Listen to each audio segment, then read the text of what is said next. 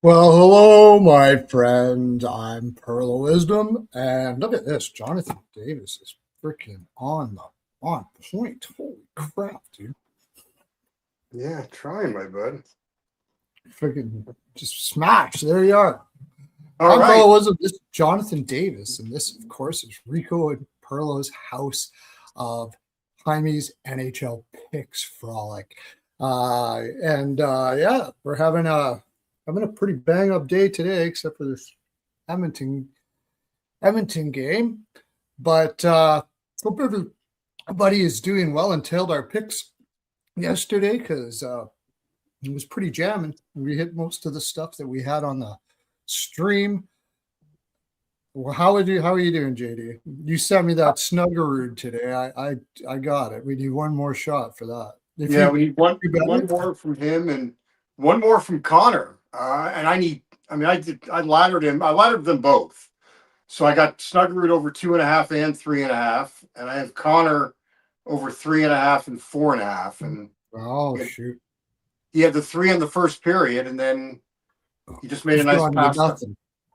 Now Yeah, they're made a pass defending to the lead Hymes. because Bennington can't stop a fucking beach ball. No, he can't. I've actually got Ingram over 21 and a half saves. Ooh. Now the Blues are not shooting worth the shit. It looks like I can't watch this game. I'm blacked out from it. But the, they came out okay in the first, and now they're Well, not. why I don't don't you know. use that, Pearlo? Use that app, that website on hockey.tv. I tried it. It didn't work for me. Really? Yeah. On hockey, .tv. I hockey.tv. mean, Yeah. sometimes you have to go, like you've got to close out a pop up, but it should work. On hockey.tv.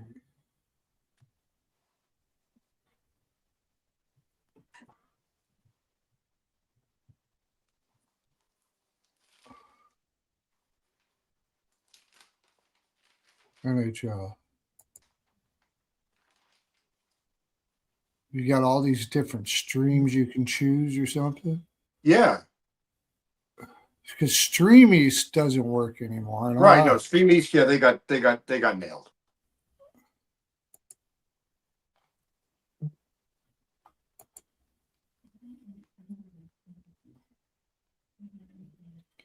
Oh wait, I might be able to watch it. It Yeah. says I don't know how to unmute it, but even if I could just watch it, it'd be fine. Anyways, Yeah. So it's been good. Like my biggest play was that Red Wings to score a power play goal. oh, was it? Okay. I didn't even have that. I forgot all about it. Did you talk about that? I talked about it. I think I thought I texted you guys on that. Oh. Because that's when you can play at DK, and Ottawa's got they're dead last on the penalty kill, and Detroit has scored a power play goal, had scored a power play goal in 7 of 9 and 4 of their last 5 against Ottawa. Oh, okay. So that cash first period. My favorite play there I mentioned in the chat on the Ice Guys today. Reimer over 22 and a half saves. Yes, thank you for that. I was on that.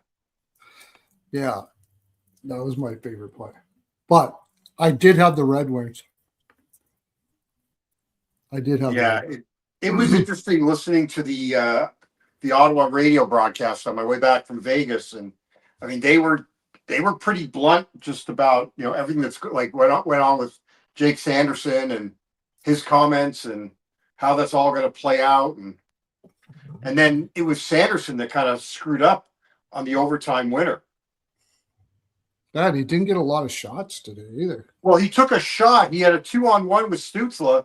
He took a shot that went wide instead of passing, and that led to the DeBrincat breakout. Yeah, it's just because he said something about a goalie. You don't throw, but you don't. You know what? He didn't say anything wrong, but you can't make that statement publicly. Like that to me is all about being a club and not a team. Teams don't do that. Yeah, you might say it in behind closed doors, but Right. he has to walk that back. You can't throw your goalie under the bus, no matter how right you were.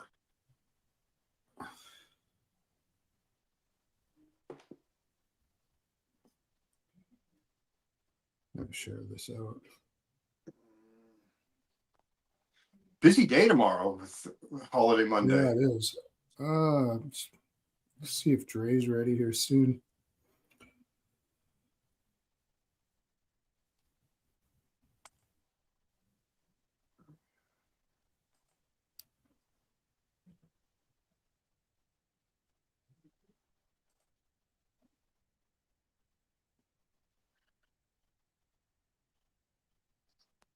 The Annunen saves prop last night. Oh my God, I felt so bad for him last night. Yeah. Well, Nashville just stopped playing like midway through the third. It was. I mean, we were talking about just it. got pummeled. Yeah, they were dead. They were dead from the Colorado game.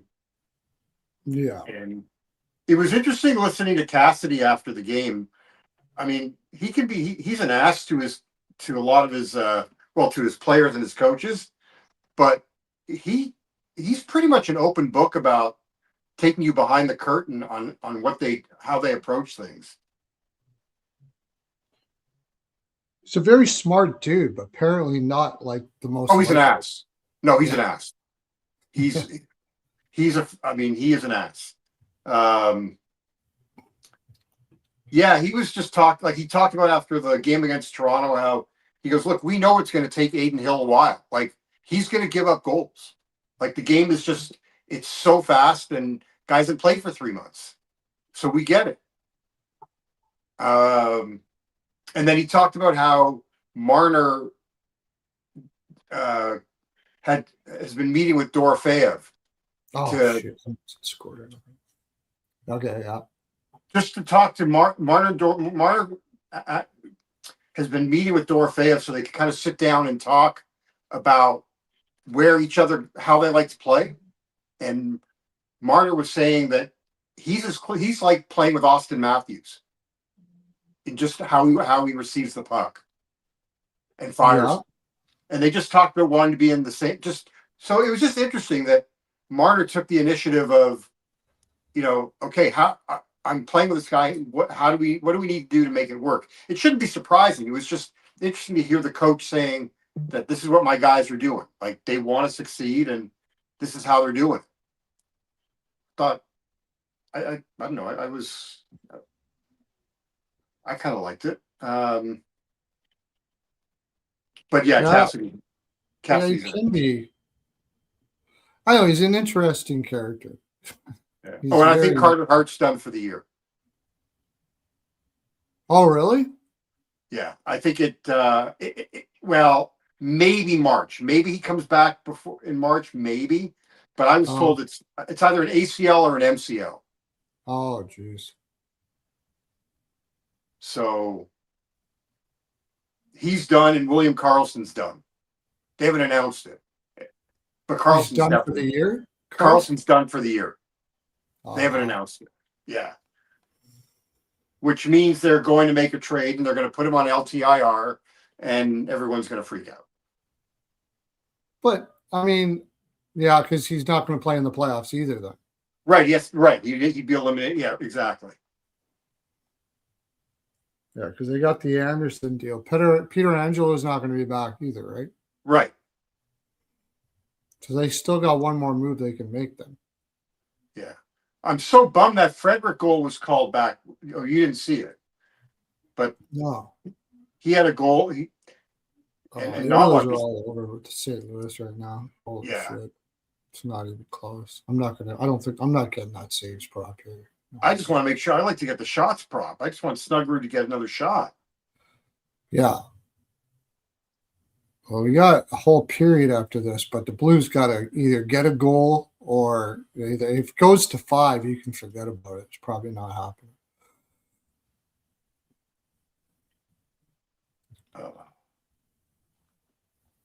But yeah, the others are all over him here. I should have thought, that Draisaitl being out would probably motivate him for one more game. Well, the Nugent Hopkins thing, I was so bummed. I waited. I totally forgot about the ceremony. I talked to you guys about it, and I forgot to play Nugent Hopkins props. Oh yeah. It's And then the one that I 1,000. was really pissed about in that Dallas game today, I had it on my notes, was Oscar Back, who scored the first goal. Mm-hmm. I had him in my notes for an anytime goal today because he had 1 goal on 3 shots against Vasilevsky, and I was like, I'll take a flyer, and I forgot, totally forgot. And he scores the first goal of the game, fucker.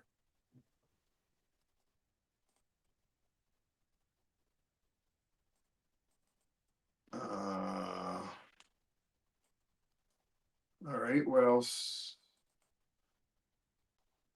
Okay, so Dre just got home. Okay. I forgot. I don't know if Adam wants to come on. I shall send him a link. I don't know. Wants to come on.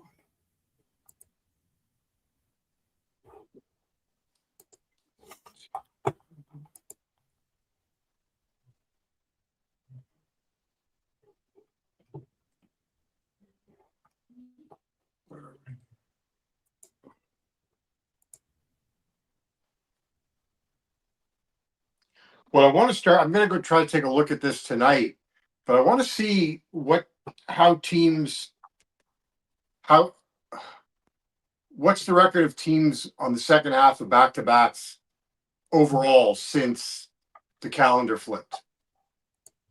Because it sure seems, in talking to, I get the sense that teams are tired, and those second games are just absolute killers. Yeah, which tells you how bad St. Louis is. Well, yeah, but I think Edmonton just slept through the third period. Like they didn't have to play. They could have. I'd like to see what the minutes were. Like they didn't have to burn guys out. They could have. They may have. I think they. I would guess they would have played all 4 lines last night. And you could sit McDavid. Let me just see.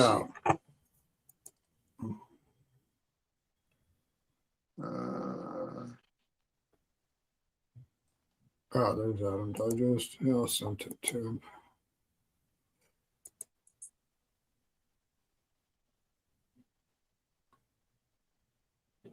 So unders in day games only really applies to Sundays. There wasn't over today. Yeah. 1 and It 1 only today. applies to Sundays. Yeah, 1 and 1. Weird. It's weird how that is. Yeah. But I think a lot of that has to do with, like, say you got a Monday day game. I mean, it's Martin Luther King Day. I don't know why that is. Yeah. Right? By the way, it's like McDavid last night played. Plans for those days, like that. Well, I think it's just that everybody's lazy. You know, it's Sunday. Most teams. You know, we've talked about don't play day games. You're out of your routine. The building may not be as loud. So, like McDavid last night played 6.5 minutes in the third period, but almost half of that was on the power play. So, like, it wasn't a lot of hard minutes for guys last night. Yeah.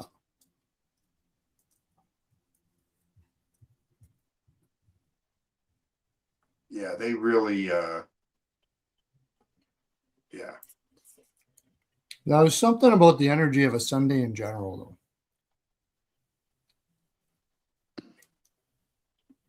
There's not as many people on the road. It was empty here. It was the easiest drive ever come back from Vegas today because of the holiday tomorrow. I'll tell you that. Oh yeah. It was. Come on, Connor. The hell is he doing, David? How long of a drive is it? A little over 4 hours. Oh, okay.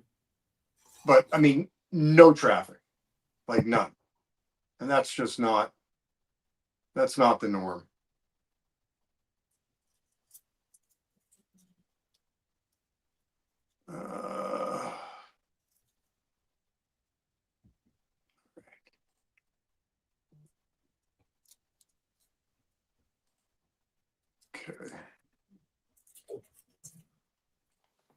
So the Flyers got into town. Flyers equipment bags were at T-Mobile last night as I was walking out.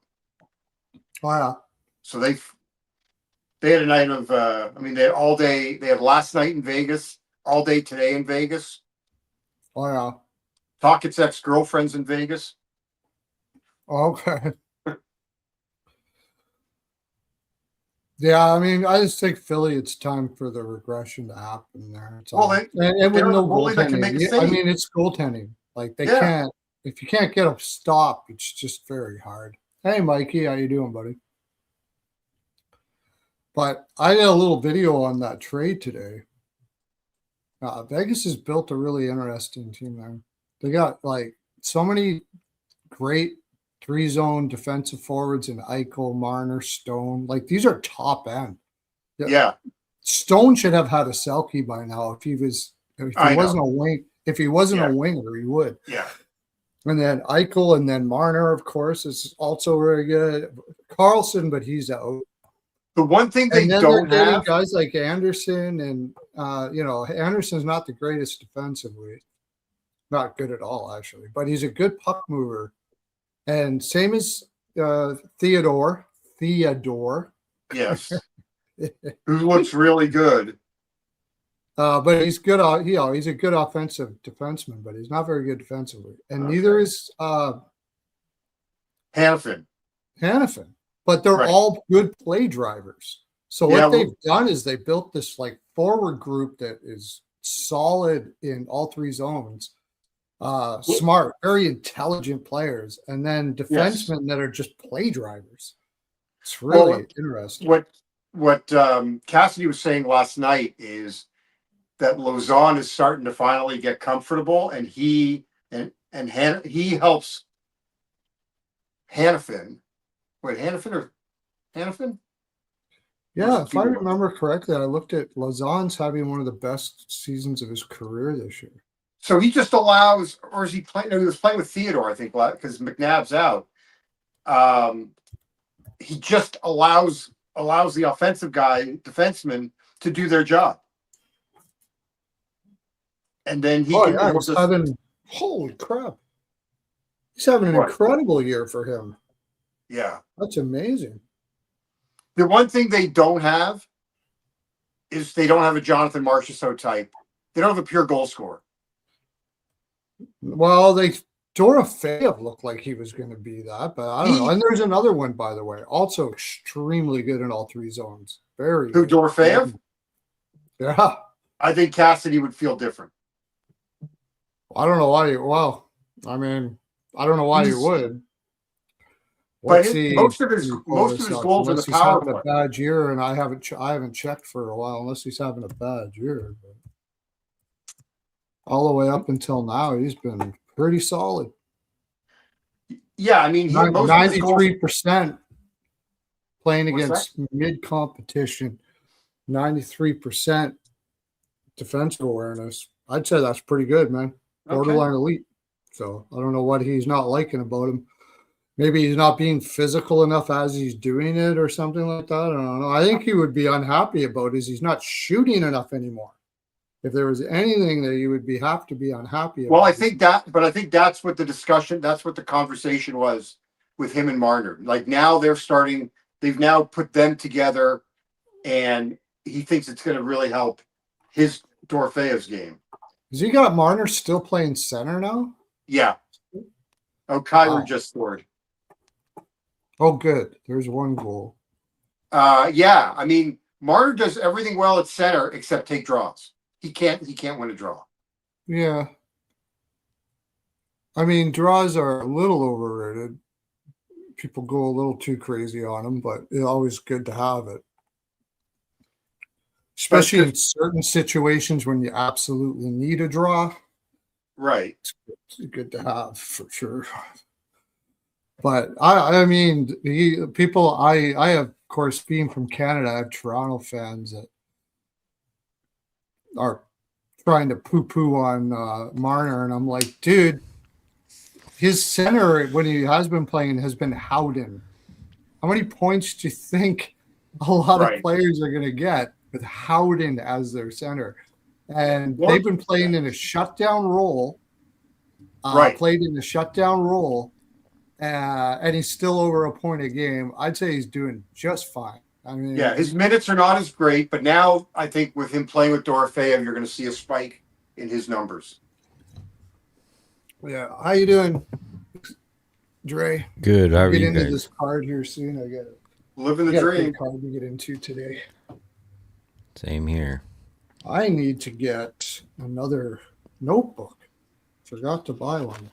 We got the McDavid 4. Oh, he got it? Yeah. I just looked right now. I didn't see it happen, but I just looked at the score sheet and it shows. Yes, I see 4. Now I need 5. Yeah, let's Thank you get for another turning- one. I Thank need you for Starter that. for one more, and I need. Because I looked, Dre, he had 5 in every one of those games but 1. Yeah, that's what I was like. It's So like I he's laddered not it. even covering it by 1. I'm like, he's covering it by 5 or more. And there was a Yeah. lot that had more than 5. Yeah, he had 6. He had a bunch of 6s I saw in 7s. So I just played it up to 5. I did 3.5 Yeah, and 4.5. That's great. Like he didn't have that good of head-to-head history. Right, I But- saw that. But like on the next home game, if he's got good head-to-head history, like you might as well just go 6, especially if it's going to be a tighter game. Because right now we got 4 and it's a blowout. So Right. you know, in a tight game, he's going to do one of. I feel like they haven't been playing well. I mean, they've been up and down all season, but I feel like when he's home, he's like trying to show the fans to prove a point that he's trying. Well, he's You just know? got better matchups at home. Yeah, better matchups. Yeah, that as well. On the road, But like yesterday, he took the whole Oilers are fucking not day that off. deep, so they He was can like, focus on him. Right? No, It he was took he took the night off, and I was saying to Pearlo, I mean, last night they pretty much rested him in the third period. He played half of his time on the power play. He didn't have a lot of Yeah. hard minutes. no, yeah. I was like, that's what made it a 3-unit play for me, and I don't. Yeah. Like I have maybe a 3-unit play once a month, if that. Well, Sergachev's become a 3-unit play for me.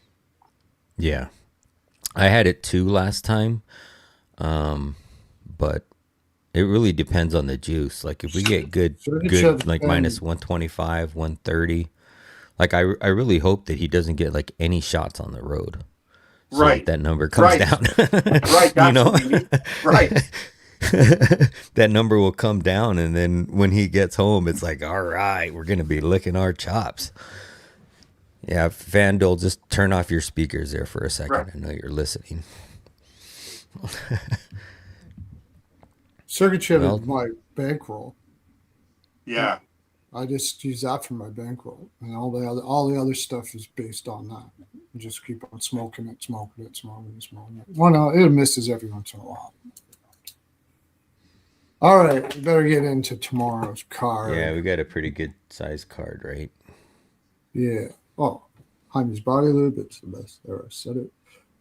I've never felt this way before. Get our cream pie division, and it's now going to be coming in some wallet packs. Interesting. I don't know what that's going to look like, but it's going to be coming in on wallet packs. Yeah. So we have 10 games tomorrow, do we not? 9. We do. No, 9 games tomorrow. No, it's 10. Is it 10? Oh, yeah, It's 10. 10 it is. Lucky Well, 10. you can see this tomorrow on the Ice Guys too. I'll be on the Ice Guys tomorrow. Should already be subscribed to that if you haven't been already. It's the finest in the land, voted 2 years in a row, or still, or something like that. It's still up on the top. Yeah. It's just above us, I think. Yeah. Hey, I got a new sound effect for Pearlo. Right on.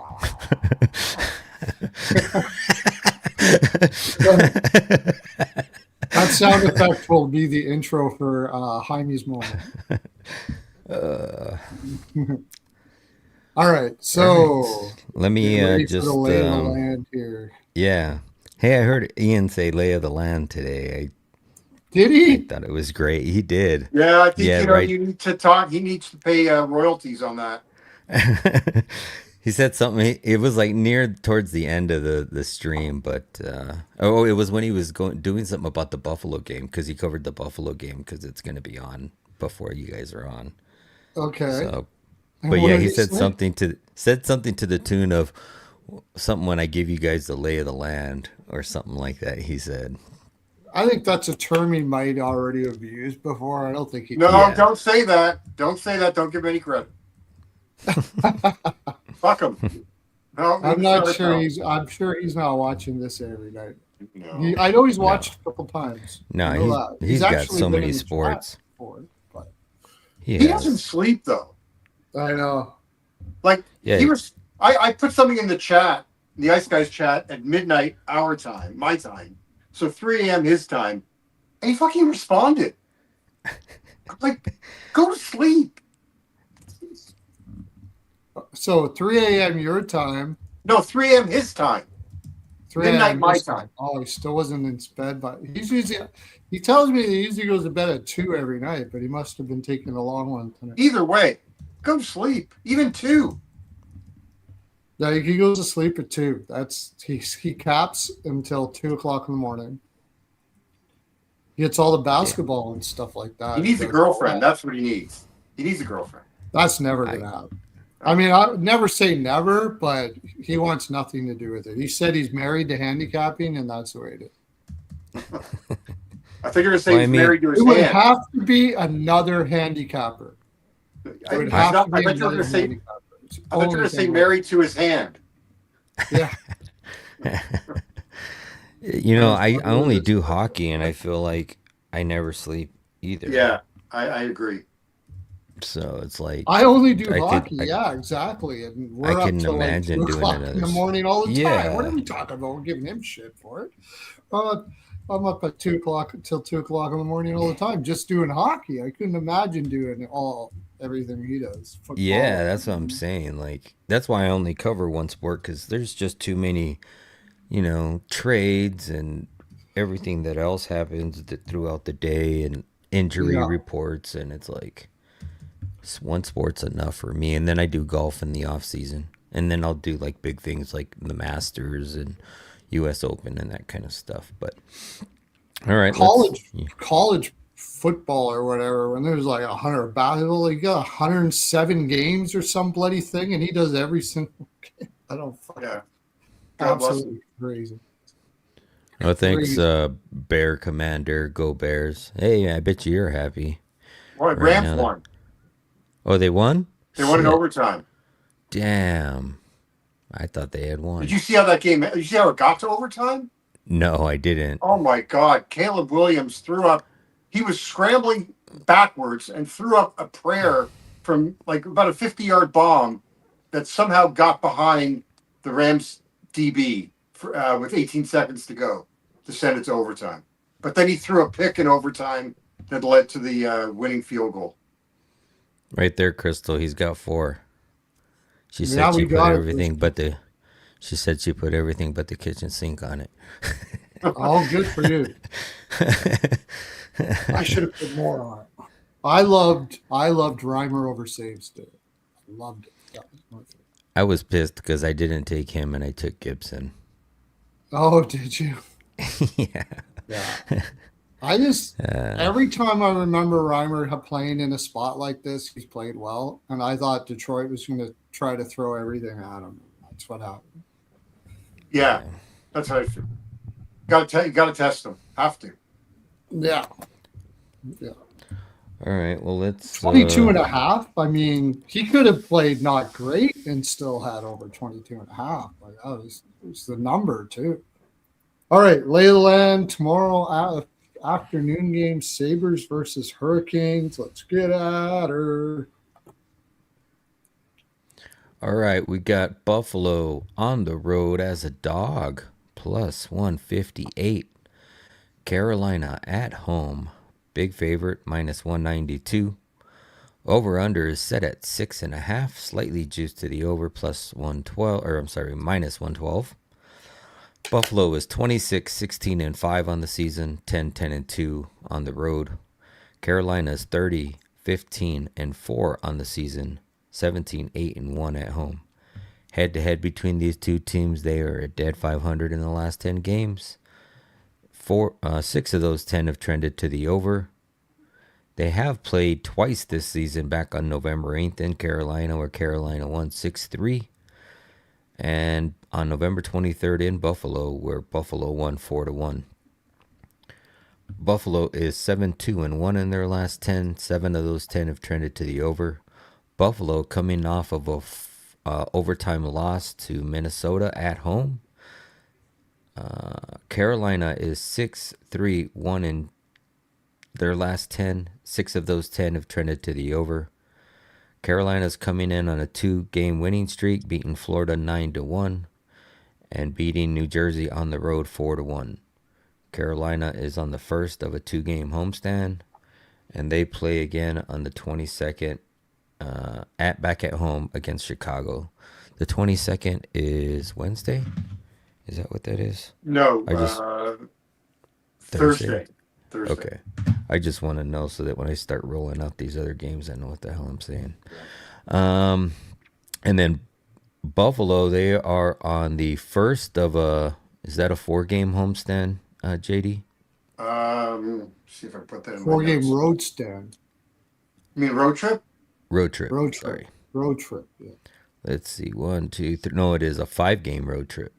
Okay. It is a 5-game road trip. And they're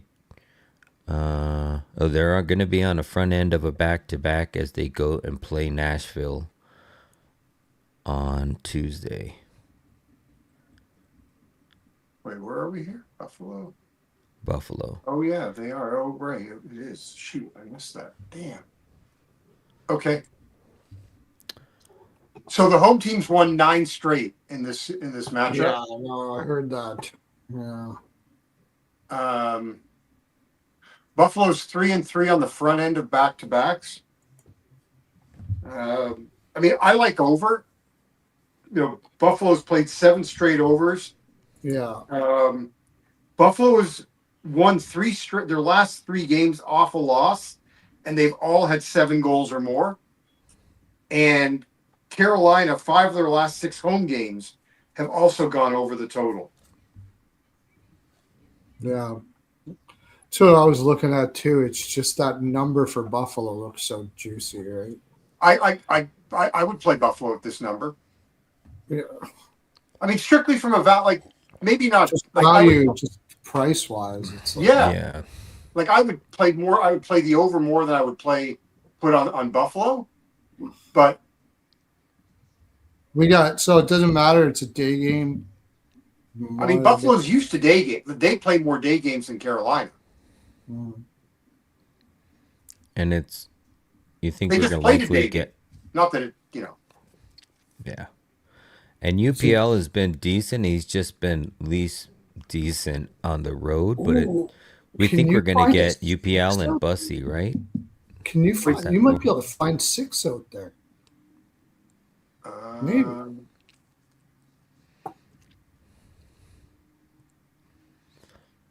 TK is really close. It's -102.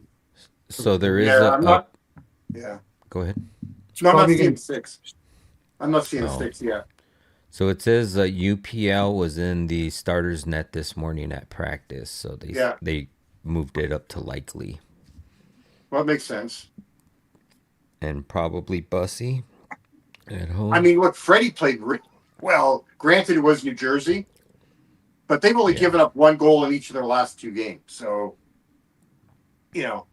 for me, I'm just looking at the numbers here, and strictly based on the numbers that I just shared with you, but the propensity for overs for both these teams in the current situations, I'm playing over.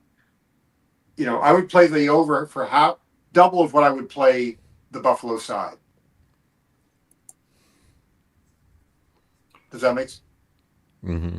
Especially since you're getting plus money on Buffalo. Goddess Bears due to return.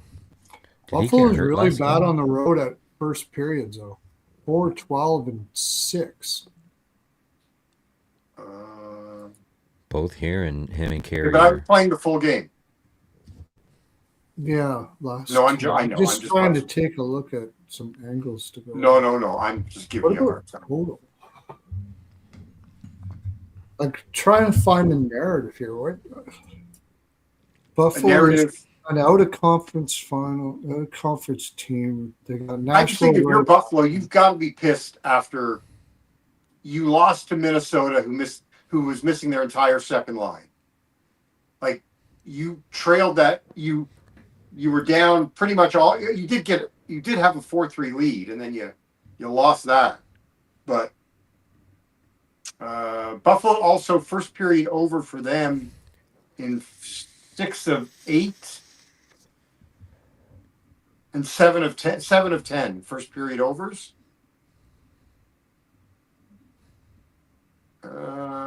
Carolina's First period over is good. Carolina's got 4 straight unders and 5 of 6 in the first. Yeah. So that Buffalo's first an over matchup, first period, and Carolina home is slightly last 10, 5-5. Buffalo is 5-5. So, nah. that first matchup in Carolina, they had Lyon in net. Yeah. And then in that second matchup in Buffalo, they had UPL, which has been great at home, and they had Anderson start. You say UPL is probably going to be on this one? Mm-hmm. It already shows him likely because he was in the starter's net today at practice. I'm going Buffalo, and I'm going over. Yeah, that trend has got to break sooner or later with the home team. Well, I don't know if it does. I'm just looking at the price. Yeah. You got a Buffalo team that's got 15 wins in their last 18 games, and we're getting them at a really as much as good as 170. I can't pass that up. Yeah, and the only Carolina here. The only difference too is how long has Norris been out? Like, he's not going to play, but right. I mean, Doan's been great. Quinn's been great. And the white trash, as Tage Thompson calls Zach Benson, has been really good too. And Darlene's been playing great. Yeah. So I don't know. Buffalo and the over 6.5 for me is. Luukkonen's numbers on the road are not very good either, are they? Right? No, but he had that win in Dallas. Yeah, and then Columbus, he got lit up. No, he had 30 saves in that Columbus game. I don't how many goals did he had 30 saves, and then he's been home ever since, and he hasn't been back on the road. So it's probably going to be like 27.5 or 28. But Luukkonen right, saves prop for Buffalo goalie. Luukkonen silver saves, yeah. Yeah.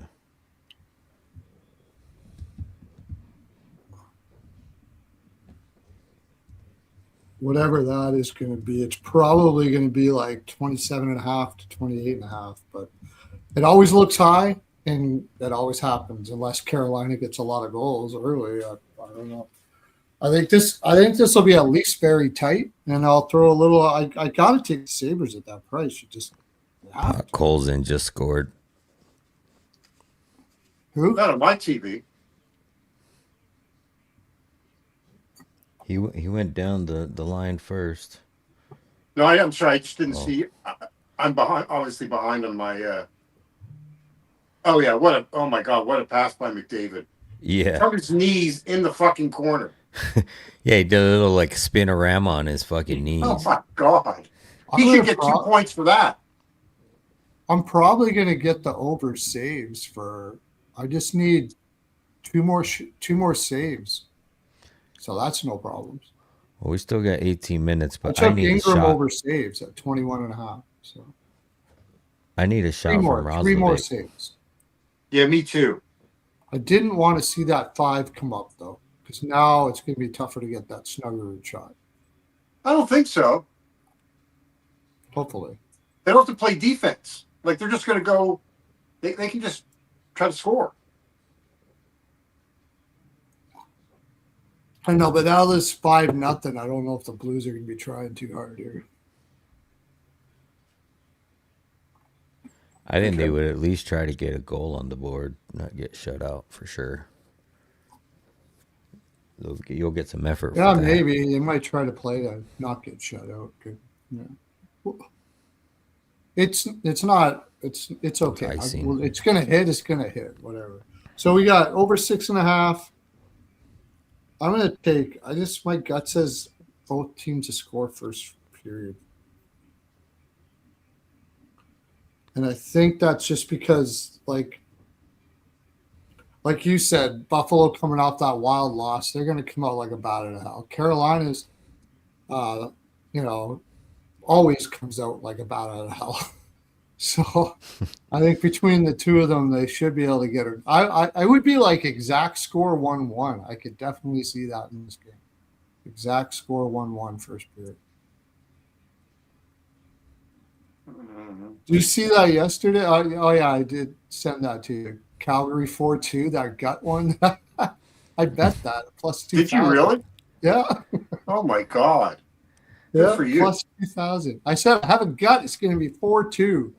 Exact score. And I was like, when I feel really strongly like that, I bet Yeah. it. I took Calgary and I took, The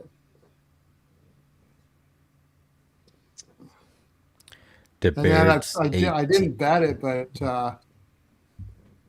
was it Rich was the one? Rich must be watching, but he's not talking. I said 6-0 Oilers too on the same broadcast. So what are you The playing on Bears- this, Exotic? On this game, Yeah. I'm probably going to be Buffalo money line. I'm probably going to sprinkle a little bit on that, or at least that's what I'm looking at right now. I do like that UPL saves, but I'm probably going to look at some props. Man, Tuck's got points in 7 straight, and Dolly Yeah. points in 4. Yep. The Bears says, Cage has hey, been can you shooting a talk lot, but I about don't like how to not play- to chase losses?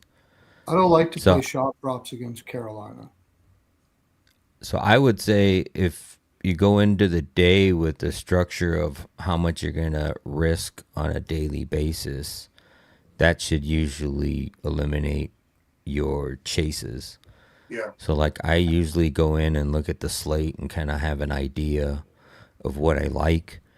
And then I bet what I feel like in the morning. Sometimes I'll put out the whole slate the night before, but there's also times where I'm not sure on goalies and lineups and injury reports. So I only put what I trust overnight, and then I'll put out the rest throughout the day. But you also too got to judge your evening games kind of based on how your mornings went. Sometimes I will lay more if I've won already earlier in the day, so I can risk a little more. I may go, if I'm close to a 2-unit bet on a game, then I may go 2 units if I'm up from the day, and if I'm not up on the day, I may scale back and go to a unit. So it really just depends, but I try not to risk more than 10% of my bankroll per day. So I try to structure it that way. Well, you're playing with $1 million, so that's not. Yeah. I wish. I'm actually, well, I've been fluctuating at the point to like up my unit size to the next, which is like double, like, Yeah. and, but I'm kind of comfortable with having like having 200 units in my bankroll Right. versus having a unit, or 100 units in my bankroll and doubling my bet amount. So I may do it, but it's always like I used to go back and forth between 150 a lot, but Yeah. going from 100 to 200 I just feel like it's way risky, and I'm Yeah, comfortable with just doing I hear 100. So I go, how do I not chase? I take how much I'm going to bet every day, and I bet every game. So I have to chase nothing because there's another game. And the other way I don't like I have bets just about in every game, but I bet small all the way through.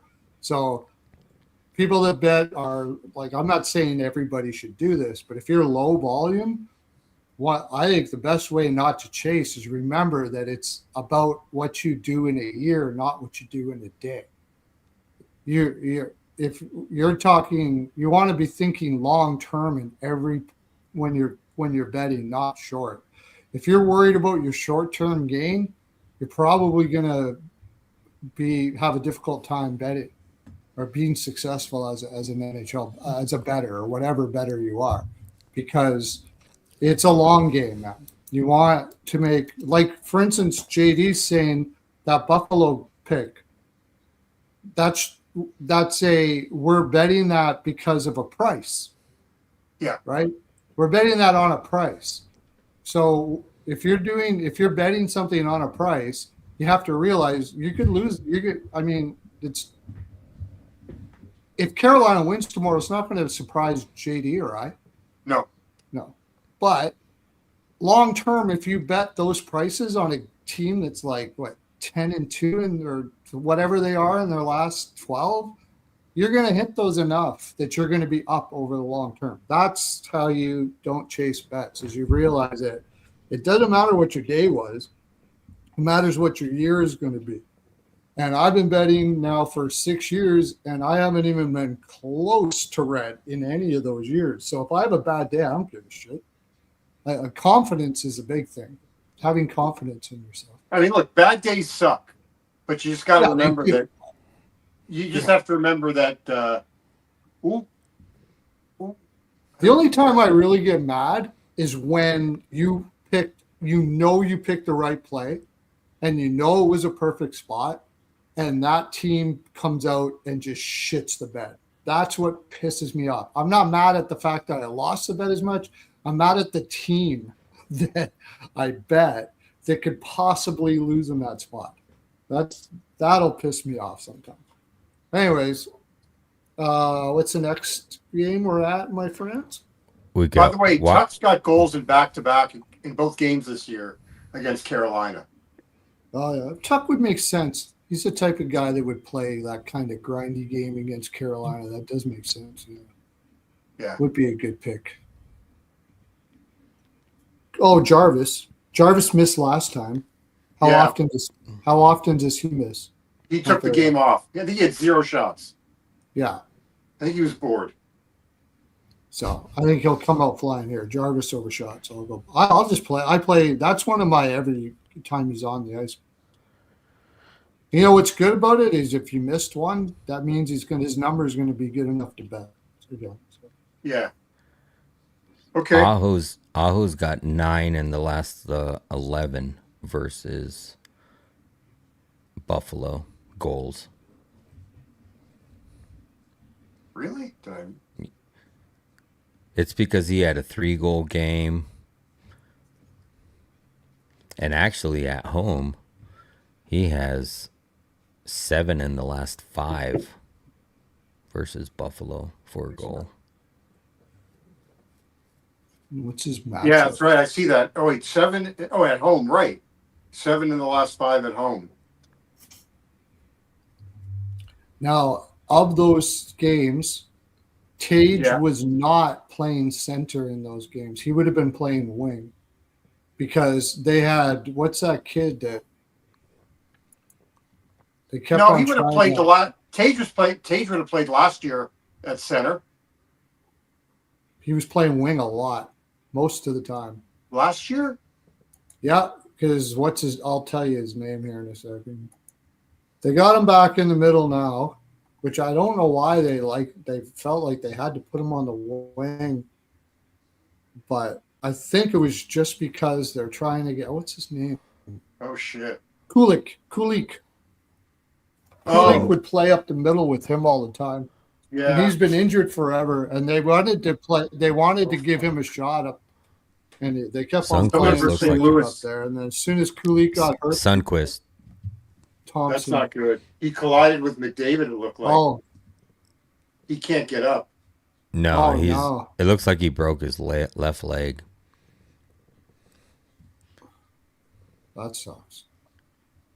Yeah, Sunquist. Well, that sucks for that's bad. It really sucks for him. I'm not trying to make light of this, but it sucks for our shot props too, because now they're not going to give a fuck after this. They're Oh, not he gonna just care. slipped. After they saw their He friends fell. break their leg. He fell on his own. He just he lost slipped an and edge. fell? He lost an edge trying to slow down McDavid, and his leg went right into the boards. Or his skate did. Ooh, okay. Oh no. Oh, went to commercial break. Okay, I see it. All right, let's go to the next game. Gotta timestamp this. We're at 50 minutes. We've got one game under our belt. We probably should get moving on here. I was just checking to see if Roslovic has got his shot, but he does not yet. All right, we got the Washington Capitals at the Colorado Avalanche. Let me pull that game up.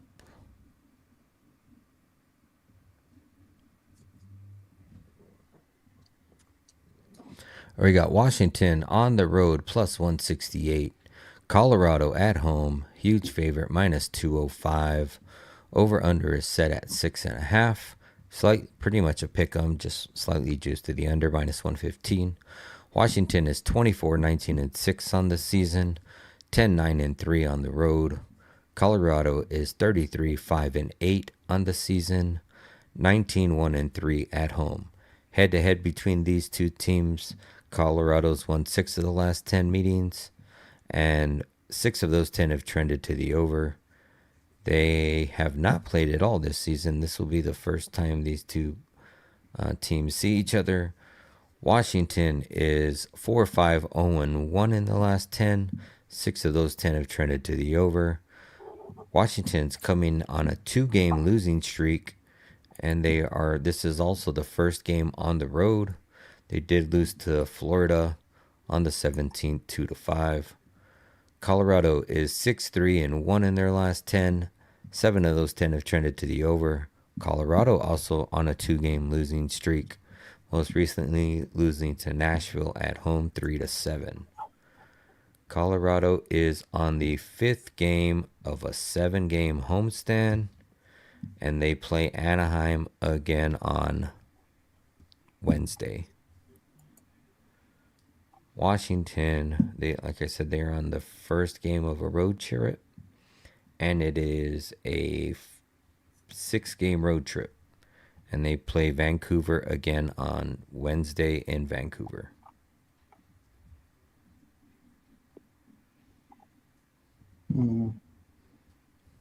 Yeah. I mean, you got to figure getting slaughtered in your own barn by Nashville. Yeah. Yeah. Not a good time. Yeah. Not a good time to be playing Colorado. Yeah. Uh, I think, I mean, unless they're just starting to burn out as a break comes a little bit, because they have lost 4 of their last 6. Yeah. Adversity's good. They needed adversity. Yeah. I mean, the Toronto loss was, Toronto played balls out in that game. You got to give them credit. And they had a little letdown spot, but 2 games at home. Colorado losing 3 in a row at home. I just Washington team that's coming in not in good form. This is a Colorado spank all the crap game. Oh, I think we just got Snuggerud. Did we? Nice. Yeah. Yeah, he just fired. Yeah, it looked like we just got, at least on my TV. You guys probably saw it an hour ago, but. Oh, I got. Yeah, no, it's there. I see it. Please it's tell 3. me it was Roslovic. Was that Roslovic? It was Roslovic. What? Let's go. Well, he got his 2 shots. Oh, yeah, I got that too. That's great. Awesome. I didn't have that today. Oh, yeah, you're the one that said that. Yeah, that's right. And I forgot all about it. I love the Snuggerud one so much I forgot about Yeah, And when I didn't I play didn't the give that Holloway out. either. I didn't give that one out, but when JD texted to me, I put a half a unit on it just to tail it because I liked it. I love that Snuggerud player. And Yeah. so this is how you don't chase. You have McDavid over shots. Right. You have Snuggerud over shots. You have Yeah. Ingram over saves, and you Yeah. lose the game. I Right. took the Blues in this game. Yeah, I did but- too. But I took McDavid was my biggest play. And then Yeah, I that was split- my biggest play too. I had a 3-unit play, and then I went 0-4 on the morning slate. I took, what did I take? I took somebody for saves in the first period. I took them for full game. Neither of them cashed. Who was it? I should know because I'm still pissed. Oh, Jake Ottinger. So, The fake ace. and then I did the no goal first period under 6.5. Yeah. The goal came in yeah, at we 4 didn't even minutes. talk about what we had in the earlier games. That's right. I was pissed the Dallas because, game is dead to me. I don't even want to talk about that game. and I was gonna take the flat Did you have the 6. Stars? No, I tailed you on the no goal first 5, and then and the under 6.5, and then Oh, and the Stars got one in the first 5 minutes. and then I was like, I was gonna go back and I forgot to go back, and I was still gonna play the under. I was like, I wanted to see what I should have I gone. did. I'm sorry about that. I should have mentioned I split those two. I Yeah, took no, the it was under, my I took stupidity. the no goals first under 6.5, and I took the Lightning. I liked the Lightning. Yeah, So I did had like the Lightning too, and I felt like it was too good to be true, and yeah. stayed off of it. That game doesn't exist in my books. It never happened. Red Wings. My whole bank, like I did well with all the other picks, but I loved that Reimer over 22.5. That was my biggest bet by a long shot today. That was a And five, then I did, That was a 5 pearl play. That one. and I then I love did that. Gibson saves, which didn't hit, and then I took Kane over 2.5 because he had covered, like, it's almost like the McDavid thing of like him covering more than one over. Yeah, And he only got one today. He did have 2 at one point, but he I got know, I stat saw that. checked, yeah. and they I took saw it back to 1. Yeah, And then I did a parlay, and the last leg was that Roslovic. So it was to Chuck for 3, Cousins for 2, Stutzla for 2, Roslovic for 2, and Holloway for 2. And that was plus 819. And I put a full unit on that, so that just cashed.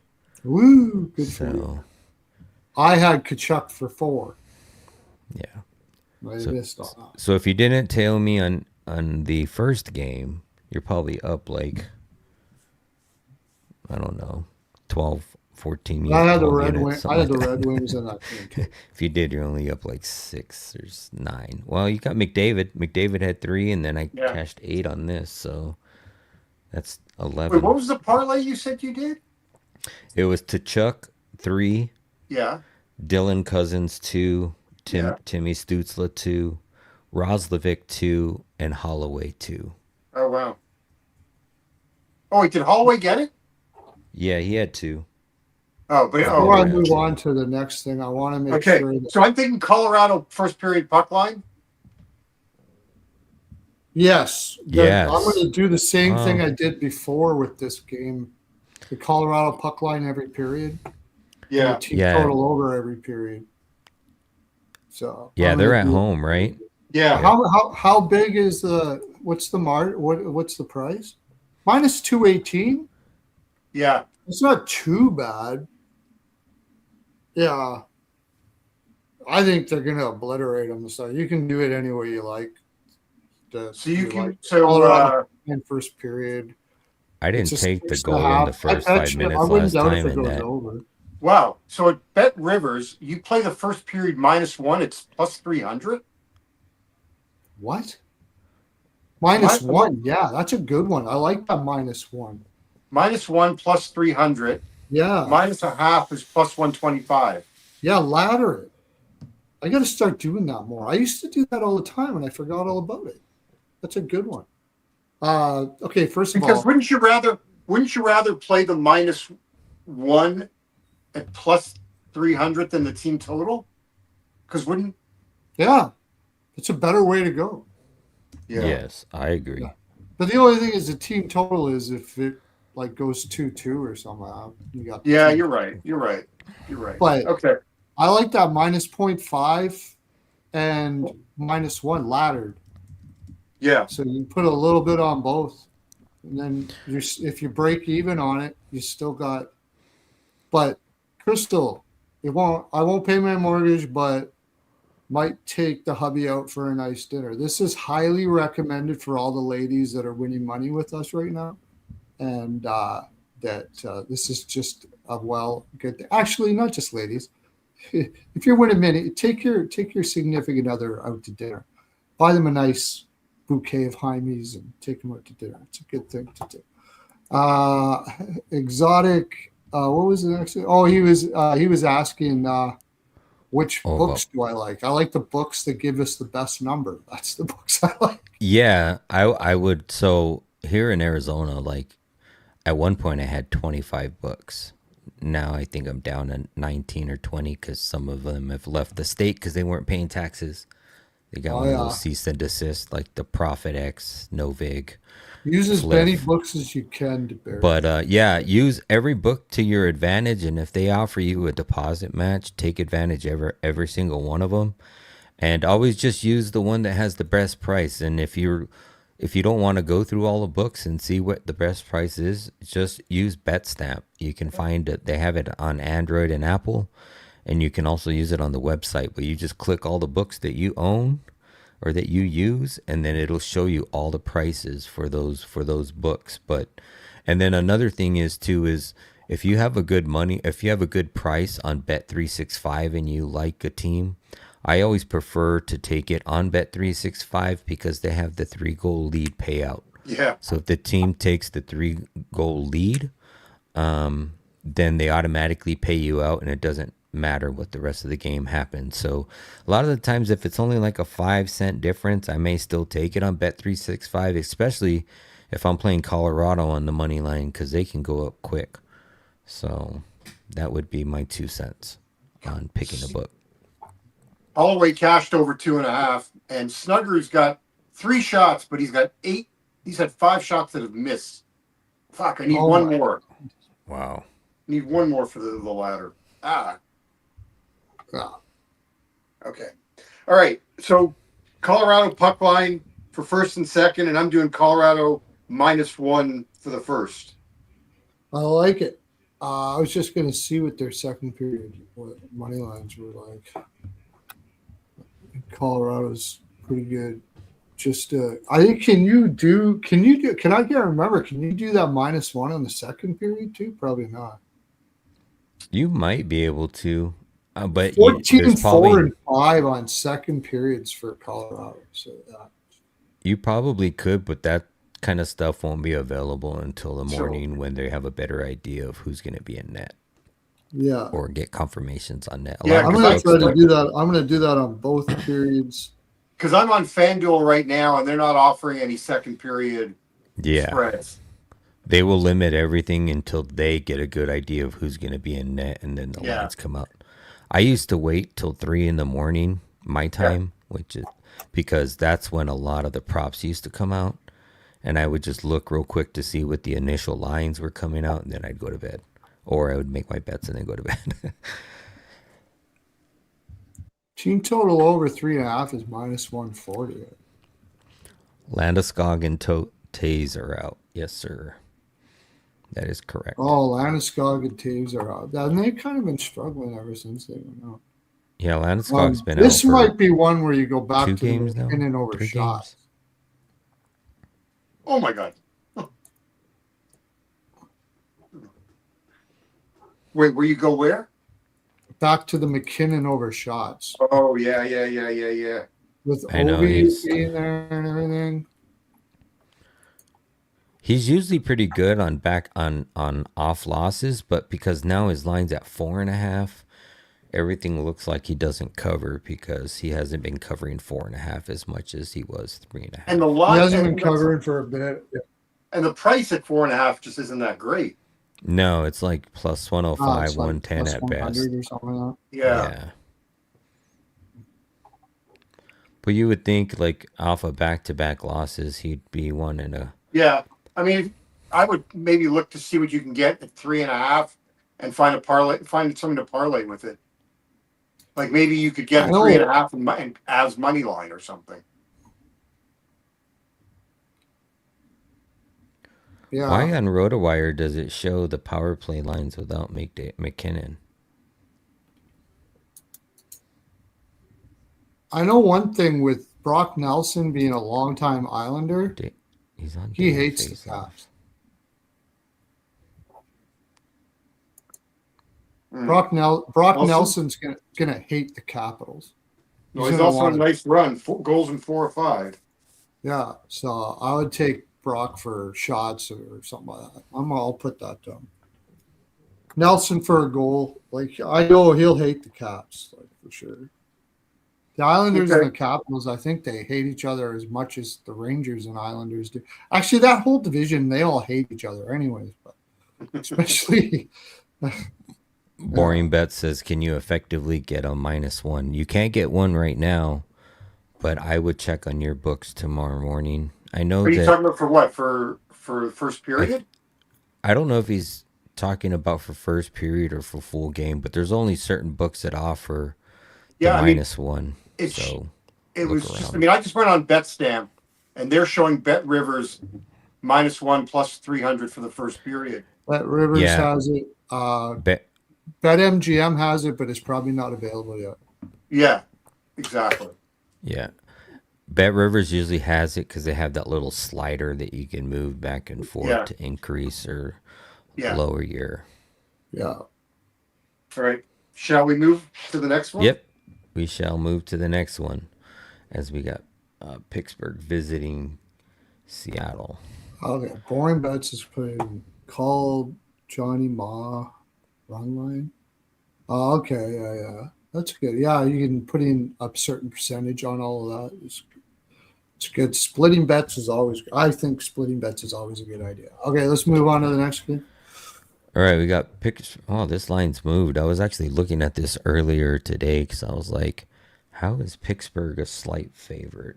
Or like they were almost a pick 'em. Now it's -134. You got Pittsburgh on the road, -134. Seattle at home, +112. Over under is set at 5.5. -122 or -122 to the over. Pittsburgh is 22, 14, and 11 on the season. 11, 7, and 4 on the road. Seattle is 21, 17, and 9 on the season. 10, 7, and 5 at home. Head-to-head between these two teams, Seattle's won 7 of the last 9. That's probably why. 8 of those 10 have trended to the over. Is that correct? Yeah, because it's been 5.5. Pittsburgh, 6-2, 0-2 in their last 10. 6 of those 10 have trended to the over. Pittsburgh coming in off of a loss against Columbus at home in a shootout. Seattle is 5-3-2 in their last 10. 6 of those 10 have trended to the over. Seattle's coming in on a 3-game losing streak. They are also coming off of a 5-game road trip, and this is their first game at home. Yeah. And they will be at home for 6 games. This is the first of a 6-game homestand. Pittsburgh, this is the first game of 4 of a 4-game road trip. Yeah. And they will play Calgary in Calgary on Tuesday, right? No, Wednesday. And we got Seattle. They don't play until Tuesday or Wednesday as well, and they play the Islanders on the 21st. Yeah, I mean, Seattle's owned this series. They've won 8 of 9. I mean, the under's been It's the the play in first this game one. back off that road trip that's the worry. Yeah. Yeah, 7 It was 7 a of the 8. successful road trip too. Yeah. So what do So what does that tell you? What does it tell me? What's it saying to you? I mean, like, It's tough. I mean, it's always tough for that first game back off of a road trip. We all Yep. know that. No Yep. doubt about that. Coming out of Utah, 3 games in 4, 6 games. But you know what? There's something about the Seattle team, man. I'll tell you. I haven't been. I've been starting to watch them a lot closer. This team's got balls. yeah, no, The Seattle team's got balls, man. That Beniers kid is playing unbelievable. He reminds me as a young O'Reilly. wait, who's that? Beniers. Oh, Beniers. He's a good 2C. Yeah, but he's playing extremely well right now. Yeah, no. Very, very well. He's playing like, and okay, I make fun of him, the spiritual reach around guy, but I Yes. actually get it. I get it. Yeah. He's rallying these guys. He's a leader. Those 2 guys are leading this team right now, and they're Well, just Everly as well. I'm and a they're big being Everly. coached extremely well by Lambert. Yeah.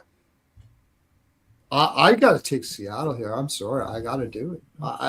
It's if I mean, there's this a guy team can- that's going to break that first team back, these guys are not giving a shit about their families right now. Seriously, they don't care. They're going home and they're saying, "Fuck this. We got Pittsburgh tomorrow. Maybe against the Islanders will lose, but I have a feeling this one they're not going to lose this game." I don't know. You see teams do this all the time. Like Nashville did when they made the playoffs a little while ago. They just basically Hymes convinced them to fuck everything and make them a great team and just focus on this. And usually the next year after that, it's too hard to do for like over and over again. But it seems like this Seattle team has basically they're just sucking on the straw of hockey now. Yeah, but they've still managed to lose 5 of their last 6 games. Have they lost 5 of 6? Yeah. Oh, yeah. It was a bad road trip. I thought it was a good road. They lost at Utah, at Boston, at Jersey. They beat the Rangers. They lost to Carolina, lost at Minnesota. And they lost at home to Minnesota before they went on the road.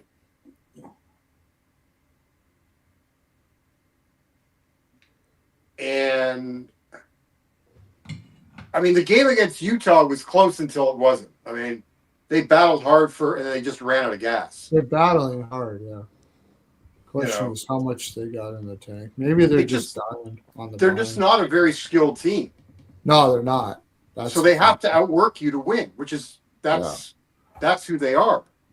Yeah. And Pittsburgh's very this is the front part of a back-to-back for Pittsburgh too, right? Why did I miss that? I was gonna say, How did I miss that? I thought they did good on this road trip for some reason. Why the fuck did I miss that? No, they got a day off. Yeah, Pittsburgh's got a day off. They have a day off. They got a day off. Okay. So They don't play again until they got Calgary and Edmonton back to back after this. Yeah. Wednesday, Thursday. Hello, Mark. Thank you for coming back and tuning in. Hopefully sounds like you tailed some of our plays because you said what a night. So I mean, for me, sorry. Go ahead. I just think for me, it's a coin flip. I could make a case for both teams. I just think there may be some better props available than yeah, for sure. I'll definitely be looking at props. Look, the under has been trend. The under is definitely series history under for sure. That's for sure. 7 of their last 8, 5 goals or less. But they've been kind of trending more to the over. Yeah, their recent play. Jeez, you know why? Because they had 2 OT games. They won against the Rangers. They played tough against everybody. I think that's what I saw. And then the Utah game was. Here's Maddie how Ben- I would approach. Here's how I would approach Pittsburgh. What's the? It's if you want Pittsburgh, I would look at their team total because you could like right now, you can get If three they minus. win, they go over. Yeah, their they team score 4 goals or more in 20 of their 22 wins. Yeah, they're going to So win. if you take 3.5 at plus 135, or maybe if you want to split it with the 3 at 118, I'd play the Pens team total. If you like them to win, I think there's better value playing their team total. I think I like the draw. Yeah. I like 3-2 exact score here, one way or another. Oh, hey, And that Pearlo, would put me on Seattle for all the reasons you just said. Pittsburgh doesn't usually win low-scoring games. for the first time, I didn't put it in my official channel, but I put it in the community plays. I took the draw for the Detroit game. Oh, really? Cashed it. Nice. Yeah. It's like plus 290, and then Did I had we a mention boost at that MGM. yesterday? We Yeah, mentioned the draw yesterday, right? I didn't bet it. I thought we did. Yeah, I thought if I'm any game sure we thought the mentioned draw it, but that I game. didn't bet it for some reason. I didn't bet it. It was like plus That's weird. 290, and then I had a little 25% boost at MGM. But Matty Beniers, did I say Matty Beniers? He's got a goal in the last game, and he's got back-to-back goals against Pittsburgh in the last 2 games. And then on Crosby's side, he's got back-to-back games with a goal, and he's got back-to-back games with a goal against Seattle. So just take Beniers and Crosby for a point and move on to the next Well, you game. can't take Crosby for a point. Oh yeah, you could take him for an assist. Take I it would for an split assist it. or- right, or you gotta parlay. Split it. So, hang on. I usually split it between an assist and a goal. Yeah, I usually do too because you're gonna get a better. Usually get you get a good price. 1, 2, Yes. 3. 4, 5. 6. Yeah, it's So kind of here- smoking. oh my mirrors God. with it. I'm looking at the Penguins' losses. Any game that they've lost that's been like 3-2, 2-1, like any of those scores that they've been involved with, they've lost 9 straight. Mhm. Wow. So Yeah. just take Like, Seattle. if you like the under here, you might as well bet Seattle. The only thing is, you got a better price before, didn't you? No, you might have more money come in on Pittsburgh because What do those first period numbers look like, Perlo? I could see. I mean, we all know this Pittsburgh team, right? They get a lead, and somehow they fumble. Well, they've So given it's up the first goal in 5 straight games. I think. Oh, shit. Yeah, Pens have given up the first goal in their last 5. But I don't think Seattle's good in the first period, are they? well, on the road, At home. I'm just checking at home. If they're good. Okay. No, they're not good at home either. No, they're not. Last 10, At home, they're 4-7 and 11. 2, Yeah, 3, and 5 last 10 at home. Yeah, they've only led 4 times in 22 home games. Yeah, they're not a good first period team at all. And Pittsburgh's pretty much 500 on the road, 8, 9, and 4. Yeah. And last 10, they're exactly 500, 5, 5, and 0. They're where are they here? They're 11 and 10 to the over in the first period on the road, and Seattle's 12 and 10. Seattle's not a good first period over team. No. Over, you're talking about? Yeah, Yeah. I was just looking that up. Yeah. Last 10 has been oh wow. 5. Pittsburgh on the road. I wonder what probably was be a terrible number. But both teams to score in Penguins road games, the no is cash 16 of 21 games. Okay. So under first period, I was just thinking the under first period. So you got Pittsburgh coming in a game where they don't play this team very often. Right. They have first game of a road trip. So they're probably going to come out hard. Seattle's going to be probably a little befuddled in the first period. I like draw first period, something under 1.5, or maybe that if we're maybe the first no goals first 5 under 6.5 in this game. That could be an option in this one. Yeah.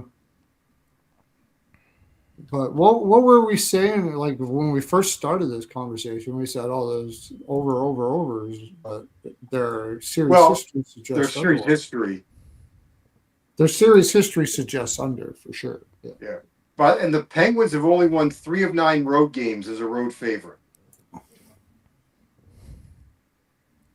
Like that's why, I don't know. To me, I'm looking at props. There's just I'm gonna put a little on that no goals first 5. yeah. One thing to note, Raquel's had 4 or more shots in 8 of the last 9 games. 4 or more. And his line's usually 2.5, right? I don't know what it's going to be tomorrow, but This has got to be Skinner too, right? Yeah, it looks like it's Skinner. I don't know if it's going to be Groovy or Decord. I could see either one. I don't think it matters either way right now. Yeah. They're both playing well. Yeah. Yeah, this is under.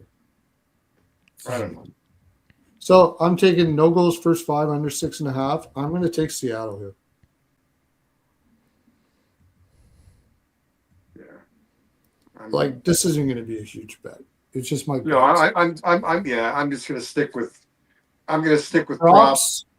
Pittsburgh gives up a lot of shots, don't they? But Seattle is not a heavy shooting team. Not worst in the league for shots on goal, I think. Crosby's go ahead. I was going to say Crosby's had covering is over 2.5 and 4 the last 5. He's actually shooting.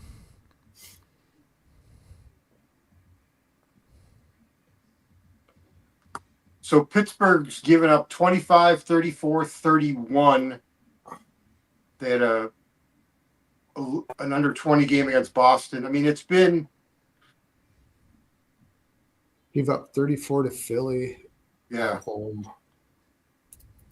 19 to Boston on the road. Columbus seems like they buckled down on the road, and Seattle is not a high volume shooting team, so I don't know. Well, their last 2 home games, I see 28 and 27, but they gave up 34 and 36. Holy shit. Yeah. They had a 34, 36, and a 42 game. Then lately it's been, Rangers and Devils, to me, I don't know. Those were lower numbers, but not really good teams. Oh, I know what. Hang on. I'm gonna take the draw. It's probably juiced. I gotta find a good price on the draw. Tolovan's had 2 goals in the last 4 games, and he also had 2 goals in the last 3 games versus Pitt. He's bargain bin price plus 370. Didn't Tolvanen play for Pittsburgh for a bit? No, he played for Nashville. For Nashville.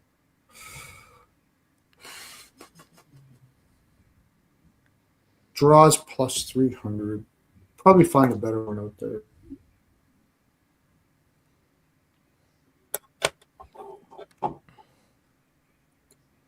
This is not my favorite shot prop teams.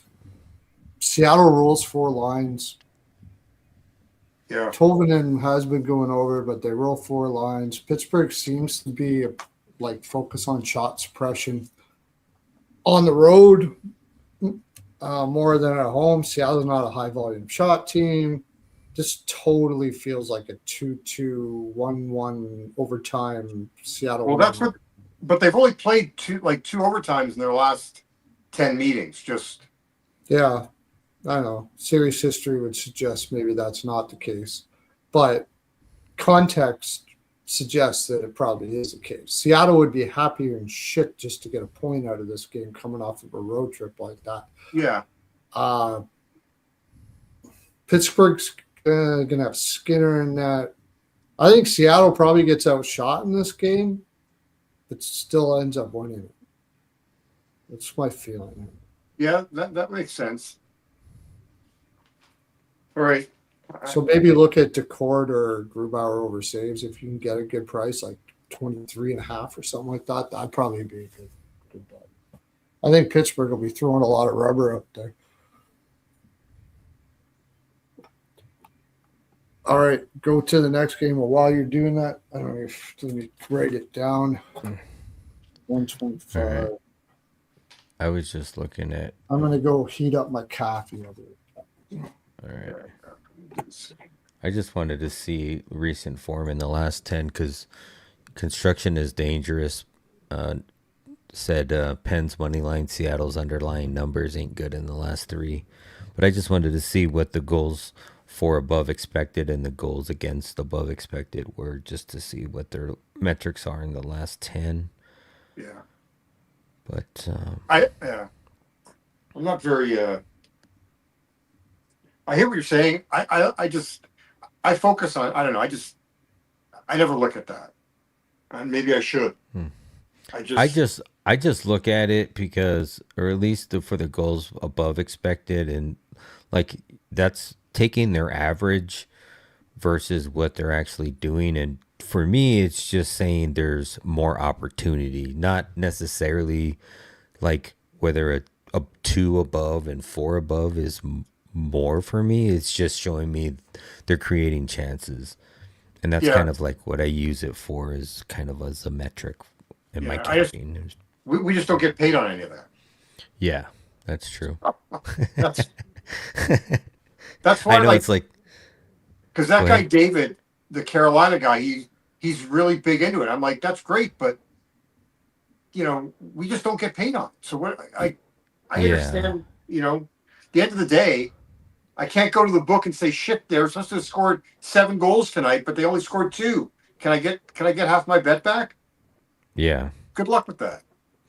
I like using that, and then I use like puck possession, and then I kind of like intertwine those so that I can kind of see how they've been playing. Like if you get a lot of, and high danger chances. So okay, like that's a stat that I could get behind. High danger puck possession. Look, the Kings possess the puck a lot. They just don't do anything with it. Yeah, I agree. But I'm saying those 3 metrics together, I kind of use as a triangle to figure out how a team is playing. Yeah, everything's in context. You can't use analytics if you don't know the game. Analytics means shit if you don't know the game and you don't know the teams. I trust my eyes more than the analytics. I don't know. I use player analytics more than anything. I use player analytics more than I do team analytics, because player analytics tell me what a team is going to be over time. Correct. Yes. Okay. I mean, but that's what it's designed for. Like, it's designed for a full season. It's not designed for game by game, like one game. Yeah. Yeah. Now, I don't, like you said about high danger chances or shot attempts and stuff like that. If it's a certain team, like say Colorado had a frustrating 2 games, I'll go on Colorado on that. But like you said, if it's New Jersey, I don't give a fuck. Right. Because they have no confidence. Same as LA. It's funny. The one thing, if they had a frustrating game, or you're poorly coached, I don't blame you. I wouldn't want to fucking be there either. It's difficult.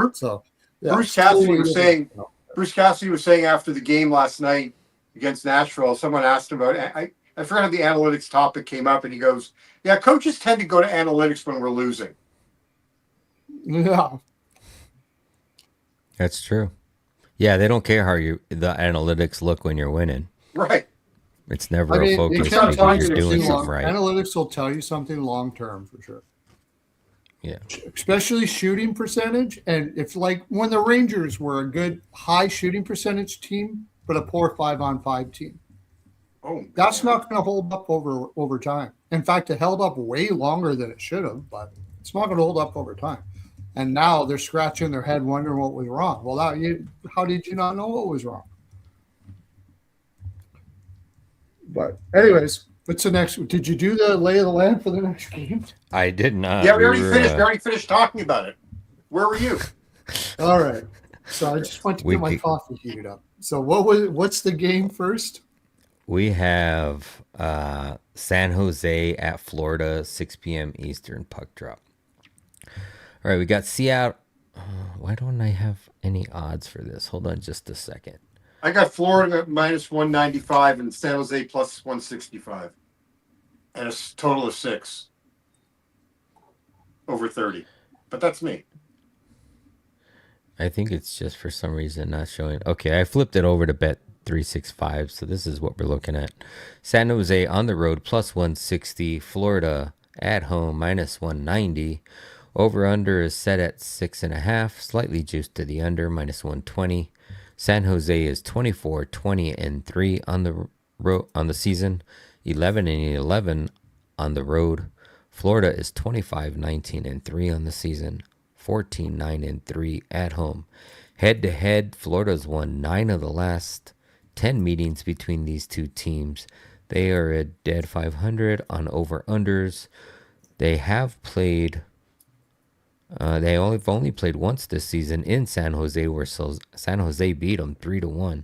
Mm-hmm. San Jose is 7-3 in their last 10. 8 of those 10 have trended to the over. San Jose's coming off of a road loss in Detroit, 2-4. This is the third game of a 4-game road trip. They are on the front end of a back-to-back as they head to Tampa Bay and play Tampa Bay on Tuesday. Florida is 5-4-1 in their last 10. 6 of those 10 have trended to the over. Florida, first game home coming off of a 6-game road trip. This is an island game. They head right back out on the road and play Winnipeg on Thursday. And then Minnesota and Chicago. So this is a sandwich game between 5 road games. Oh my gosh. San Jose all day. Yeah. Fuck. And you're going to Winnipeg after this too. Like how much? Yeah. Now they've got 2 days. Yeah, they'll don't have to go immediately because they don't play until the 22nd. Thursday, yep. Oh, so they got a couple days before they go to Winnipeg after this? Yeah. The only thing is you got San Jose on the front end of a back-to-back, and then slight revenge for Florida losing 3-1 earlier this season. Those are the two different things on both sides of the pie. Hang on one second. If I remember correctly, San Jose is really good on the front end. I think they've got good numbers this year.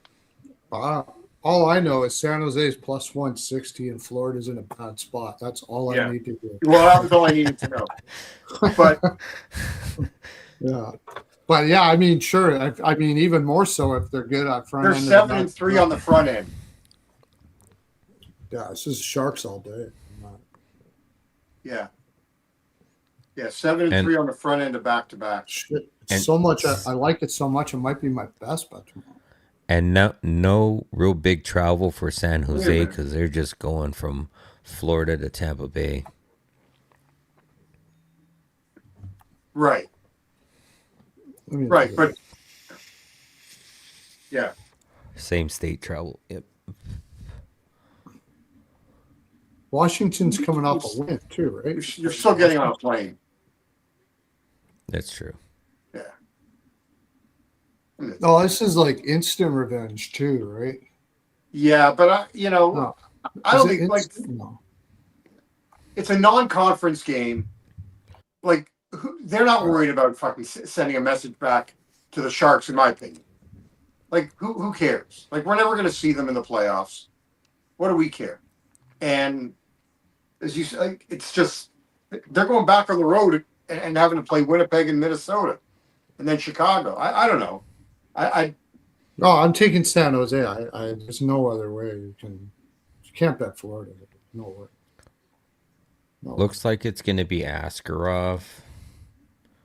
I honestly And think Nedeljkovic is playing better. He is playing better. It's probably going to be against Bobrovsky too, because didn't Tarasov just play? Yeah, Tarasov. Yeah.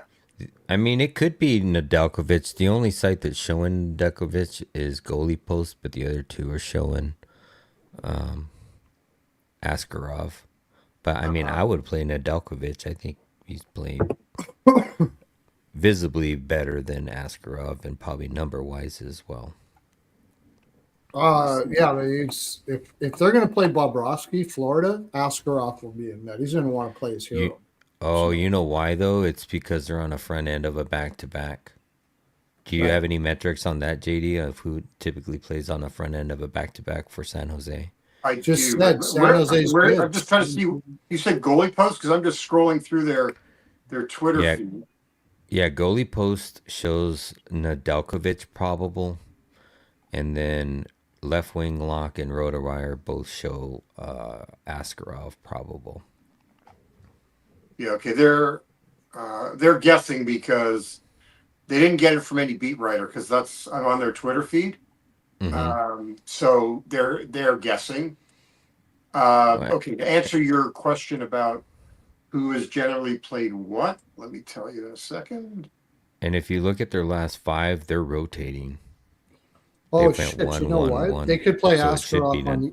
They could play Askarov on either one because they're going up against another Russian goaltender the next day. So Askarov will probably want to play Vasi. Actually, this will probably be Nedeljkovic.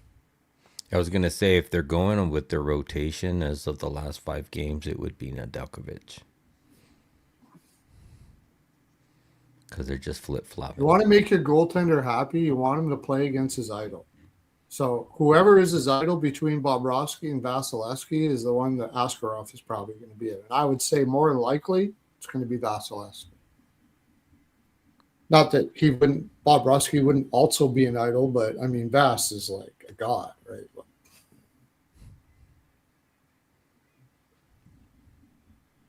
So I would say it's Nedeljkovic here. If it's Nedeljkovic, I mean, I'm probably going to still play San Jose one way or the other, but if it's Nedeljkovic, I definitely like San Jose a little bit. You might get an even better price in the morning. Where did JD go? Looks like he lost connection. You lost JD?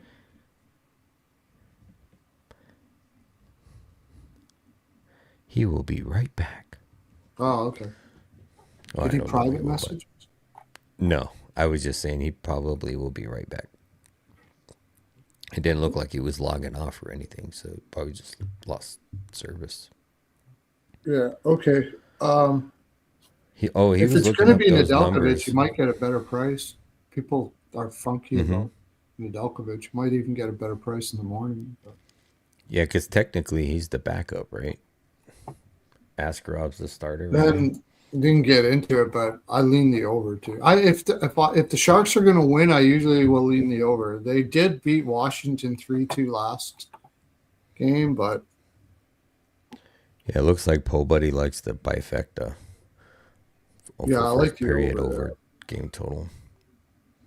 Can you get 6 anywhere, or is it still 6.5? They're just screwing you on the 6.5. Huh?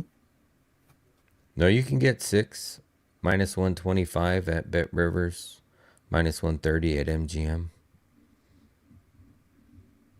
All right, I'm taking the over 6. Over 6 Bet Rivers. I'll take that. Over first period too. I like that too. I like the over 6 here, and San Jose's been trending to the over.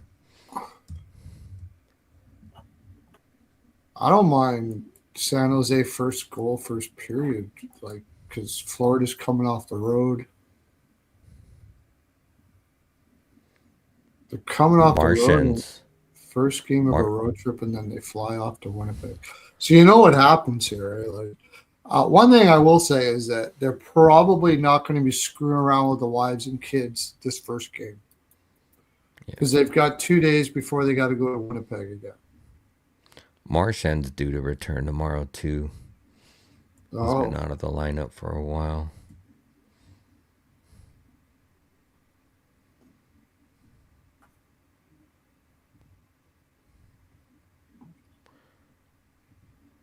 Chuck's not due back until the end of the month.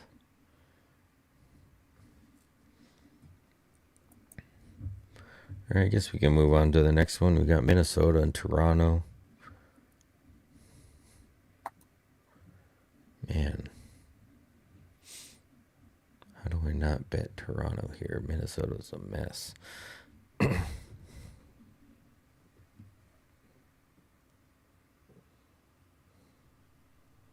I think.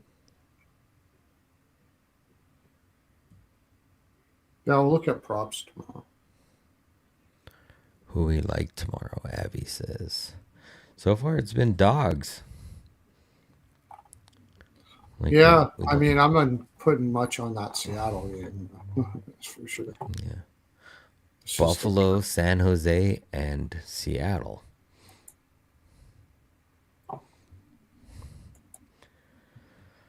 But, all right, let's get into this Minnesota game. We got Minnesota on the road. These are Bet365 numbers, plus 105 as a dog. Toronto's minus 125 at home favorite. Over under is set at 6. It's pretty much a pick 'em.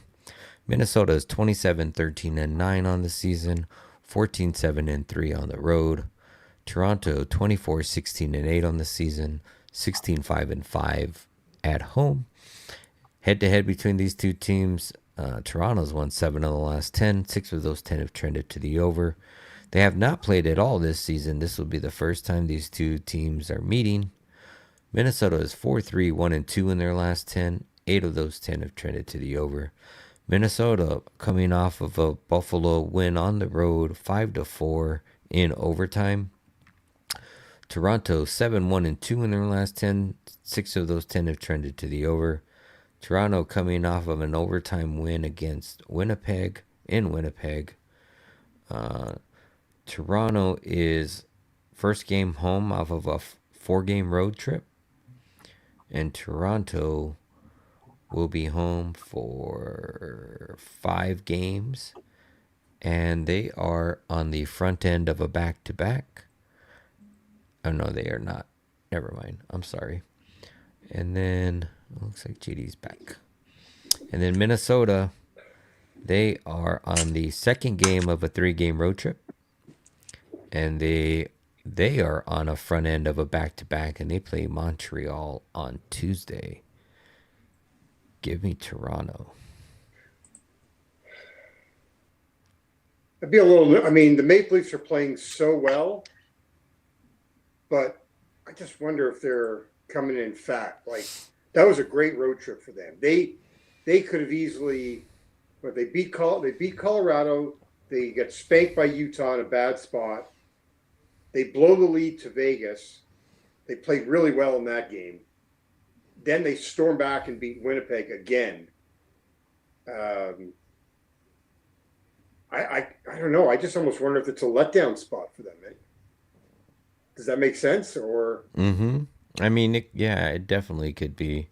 I just think with Minnesota having the front end of a back-to-back, playing Montreal on Tuesday, losing 3 of the last 4, and they lost to Jersey, lost to Winnipeg, and lost to the Isles, but they beat Buffalo, so they got off the schneid. So Minnesota is 6-3 on the front end this year, and 3-6 on the back end.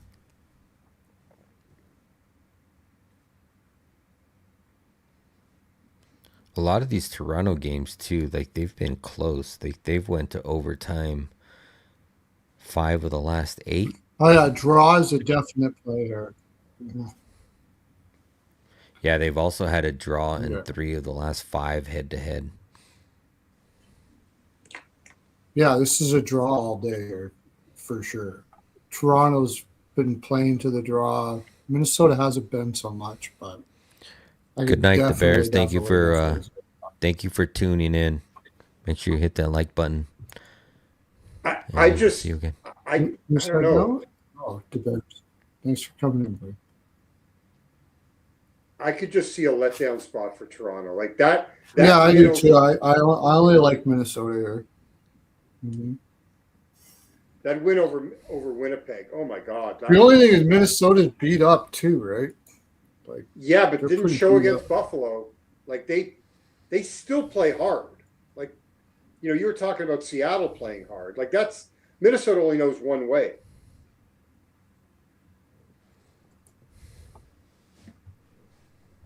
What's the what was the line on this?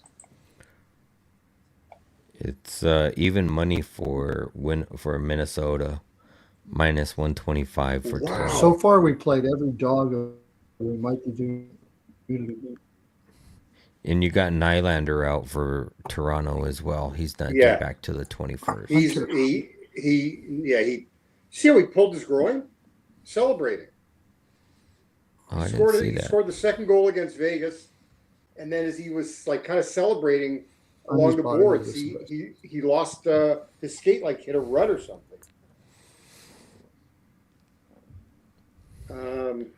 Yeah, no Boldy, no Eck, and then no Nylander on the other side. And no Johansson. Oh, I lost my camera. Correct. No, their entire second line they didn't have against Buffalo, and they still managed 4 goals against the Sabres. Where the hell's my background and shit? You lose your piano? Yeah.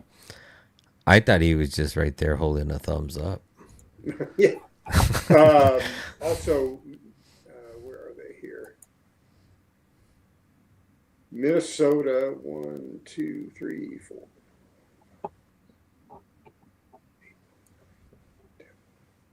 Minnesota's 10-1 to the full game over, by the way. I lost it. It's gone.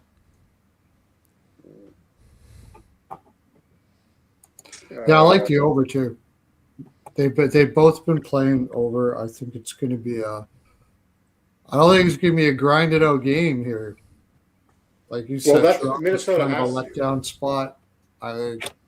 With Minnesota having another game after this, I don't think they're going to want to come out fighting and wasting energy, beating the shit out of this team or anything like that. I think it's going to go back and forth. I like the over probably better than anything.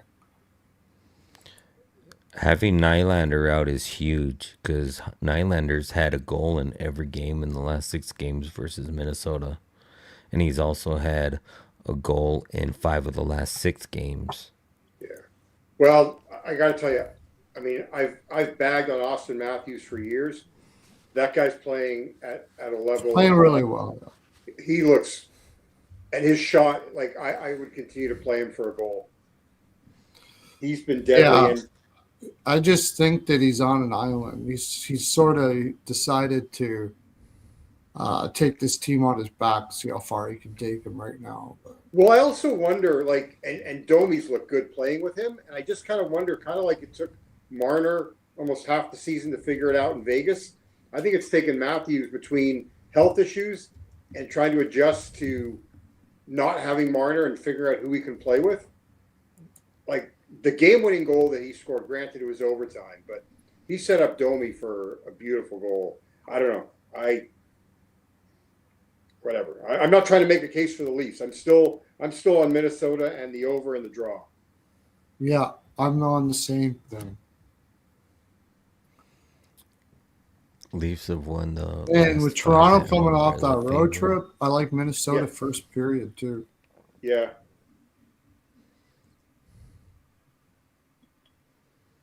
Wild ML first period.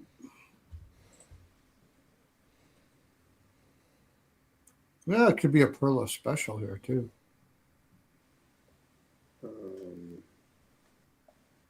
Let's see something here. Hartman's been really good too lately. Mm-hmm. Avi says Leafs win in OT 4-3. I mean, I like the draw.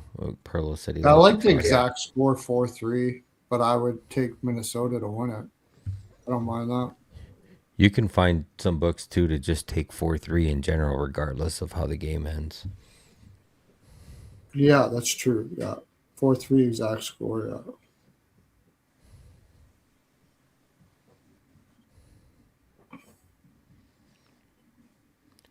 Right off the top, I don't see a whole bunch of shot on What's goal the props over that I 6? like. Minus 110?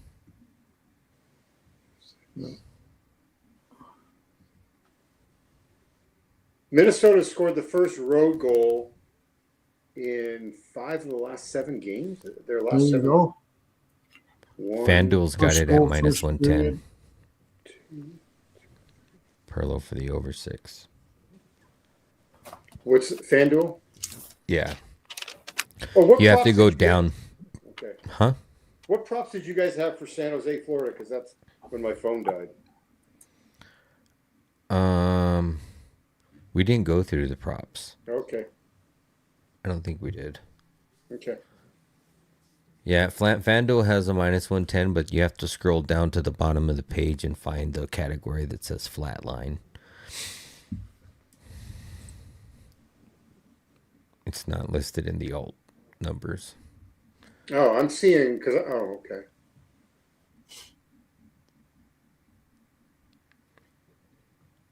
Yeah, they always have it in a section where it says flat. Really? Where? Let me look. It might not be I just- available yet, I don't but think it's showing it I don't on think BetStat. Minnesota cares too much about Montreal tomorrow. I could see them losing to Montreal tomorrow. Yeah, I don't see them saving their energy. I think you go out and you try to get the game and go after the team that just played on the road. Oh, it's under game props, JD. It's under game props. Okay, let me see what you're. And then underneath there's like 3 categories. You got the 3-way. Because I'm showing FanDuel at 5.5 minus 142. Oh, You could can get take that wild too. team total over 3 at like almost plus money. The flat 6 is minus 110. Right. Oh, so you're saying under Game game props. props? Yeah. Okay, I'm there. And then at the bottom it says total goals flat line. Okay, that's interesting. Oh, You always have to find it there. It's never in the alt total interesting. line. Interesting. Do they ever do it for team totals? No, Bastards. I know. I wish. I've looked. Any edge that we can get on them, right? It's like we gotta find value. Minnesota team total. Oh, over at Bet Rivers, it's showing 3 plus 106. Oh, that's good. Yeah, Rivers, Ballybet, all of those ones that have that little slider, you can get those team totals at flat numbers. Just see what's going on. Yeah, plus 106. What the fuck is going on? Started the beginning. Oh, this can't Oh, be. Pearlo's back in his living room. I see the piano. Yeah. The girlfriend's house. I think my phone is fucked. Isn't good. You're on a different phone? I'm on an iPad right now, but Uh-huh. I've never seen this message on my phone. On my home screen. Where the heck did I start this shit? You might have to. What do you have, an iPhone? You have an iPhone? Yeah. Might have to do a hard soft reset.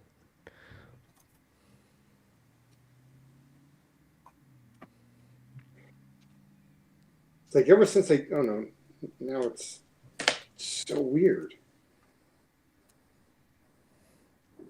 I don't know why it shut down because it's at 34%. Okay, whatever. You must have had a blimp. All right, there we go. It's ever since the system. Oh yeah, there was a update yesterday, right? There was like Was a there? new. I don't know. Yeah, there was a new. Maybe that's what it was. Maybe it was doing an update while you were streaming, and then it did a reset. But yeah, there was a new iOS that came out. It was yesterday because during the stream, my phone started doing it. I wasn't using my phone, but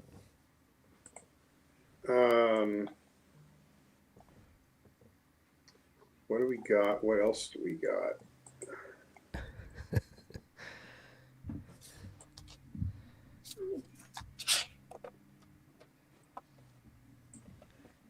yeah, I'm definitely gonna look at some props in this game. There's quite a bit of people that have been getting shots on goal, and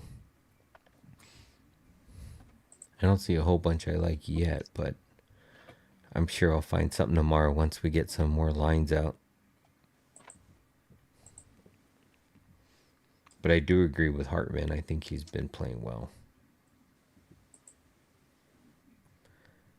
Yeah, he's got a point in 5 of the last 6, and his point is minus 135. 5 of 6? I got 4 of 6. On through.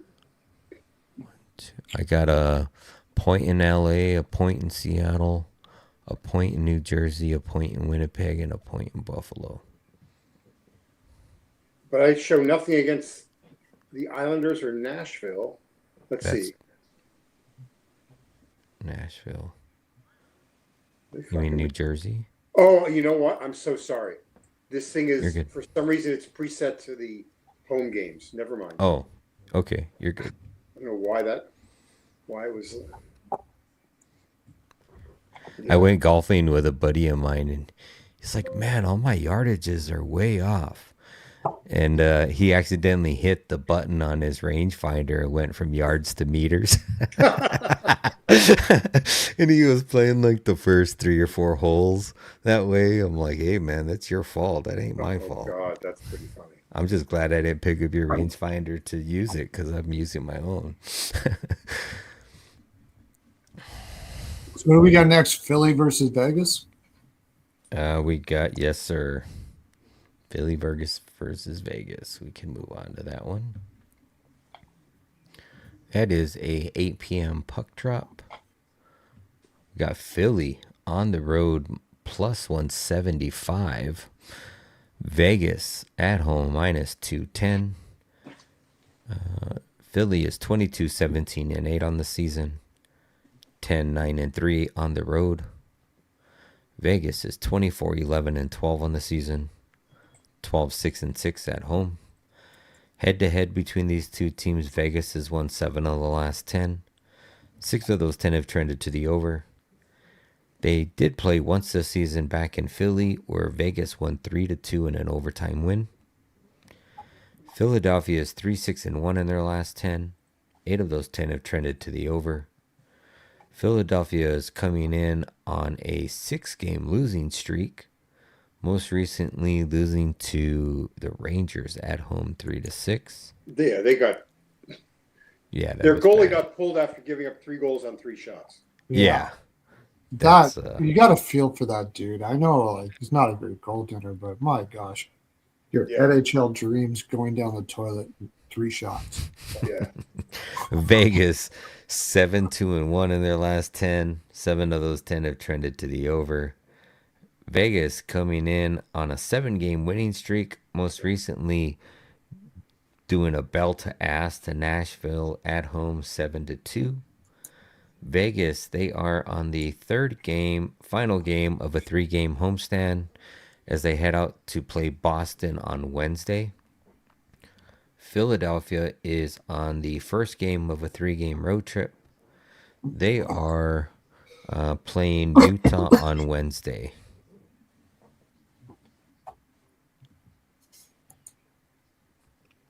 Yeah, I'm not getting in front of it. Like Vegas, I would let's see team total because I can't play the side. Probably going to be Harrison, right? Because it doesn't matter who it is. Yeah. Well, if it's Harrison, Vegas team total over, whatever the fuck. Looks like Vladar is projected tomorrow. Is he back? Is he coming back? Let's see. But still coming off an injury. I He was won't put as playing much on okay, it, but he I'll wasn't take playing the that greatest. total. Let's see what Kevin. It's probably going to be about minus 140 to the 3.5. So just split it with the 4. Holy fuck! So- It's only minus 125. Jesus. So I'm just reading Kevin Kurz, who covers the Flyers. He Mhm. said he was at practice today, and Vladar is on the trip, but he wasn't on the ice today at practice. And the other two sites are projecting Arison. The Yeah. only one that's projecting Vladar is RotoWire. I mean, I would doubt if he wasn't on the ice today, he's not playing tomorrow. Okay. It just so everything. So Vegas team total. Team total over 3.5 and minus 125. That's like best bet material right there. You don't have to play anything else. I mean, I'm seeing 120 at Bet Rivers, and you got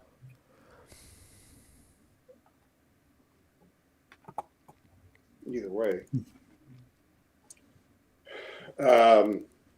Yeah, I see 112 at Bovada and 118 in at Bet Rivers and MGM. For the over What six. site? Where do you seeing like? What site do you see that at? Like where? Like what do you look at for your? Bet Stamp. Yeah, I'm at BetStamp. I don't see Bovada listed. Oh, you know what? You might not have them selected as a book that populates. Sometimes you have to. Like how do you do that? So if you go to your settings, and then do you have My State selected or do you have all books? So if lower left hand side, you see settings.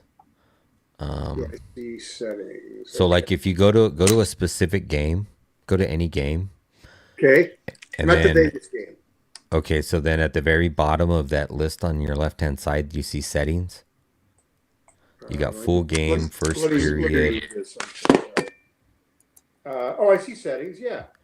So then you click settings, Yeah. and then do you have all books? So, and then you can select what books you can see. And if you don't have Bovada selected, it won't show up. Okay, so I've highlighted all books now. Will it automatically save? I guess It should. I would think if you go back, okay. you should be able to. Okay, so let me go back to this Vegas game. Oh, wow, you see, I learn something new every day. Yeah, you found flat sixes on FanDuel, and now. Yes. And sometimes you got to scroll a lot further down because now there's so many more books added. But if you don't see Bovada, then wow, isn't this is weird, wild shit. how many books were you showing before? Not this many. So I usually do my state, and then I pick the ones that I want out of state. Like a lot of the times I'll do Circa because Circa is usually like the closest line or the least juice line. It's like, yeah, a lot of people use that as the official line. But okay, so that's now. Here's the other thing. Where let me see. So Alex is always referring to the best price for draws. So this is the thing on this site. They used to have draws listed under game props. Yeah. But it has not been showing there in like the last couple weeks. Yeah. So I don't know if they got it removed in general, but that pisses me off because I always used to use that for the best draw line, and they took it out. So I don't know what happened there. But yeah, it used to be listed under game props, and it would have the 60-minute line there, and it's not there no more. Okay. All right. Well, this is great. Yeah. The thing that pissed me off at Circa is they don't let you parlay same game goal props.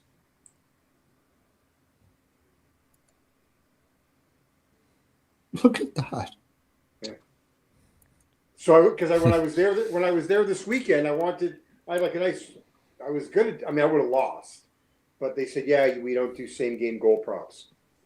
Ah. That pisses me off a lot of the times with MGM because I want to do a Yeah, parlay and they don't allow a lot of they stuff. don't allow it. I know. I don't get it. Okay. All right. Sorry. All right. We can move on to the next team one. total over 3.5. I like that. Oh, I got to play a stone goal because that's all he does. That really pissed me off in that parlay yesterday, man. I thought after Stone scored, I'm like, come on, McDavid. We just need one goal. But I should have just played them all straight. It was Schmaltz, Caulfield, I had Caulfield. Crosby 2 points. Oh, I had Crosby goal. I was 2 points for Crosby, and then Stone and McDavid, plus like almost 8,000. Yeah. Anywho, all right, we got the next game on the board is I don't know Winnipeg and Chicago. What's going on with what, Pearlo? My camera, look at I'm black and white now all of a sudden. You look good. You're fine. Fine to me. Oh, shoot. I'll be back, guys. My son's calling me. Okay, you're good. Jets versus what? Jets versus Chicago. Never in doubt. We got Winnipeg on the road, minus 140. Chicago at home, plus 120. Over-under is set at 6. Slightly juiced to the under, minus 120. Winnipeg is 19-22-6 on the season. 8-13-2 on the road. Chicago 19-22-7 on the season. 10-12-4 at home.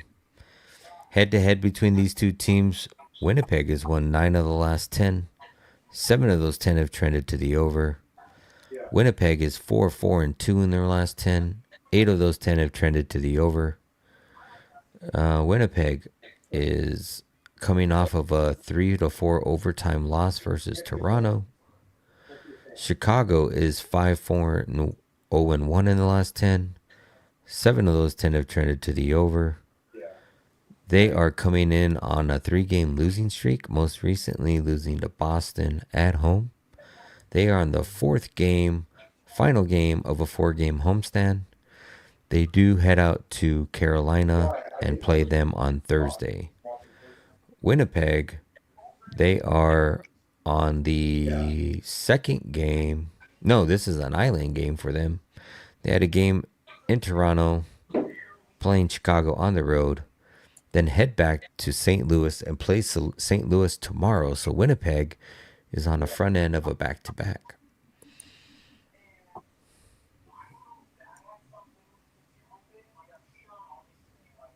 And I've lost all my melatonin, or whatever the hell that is.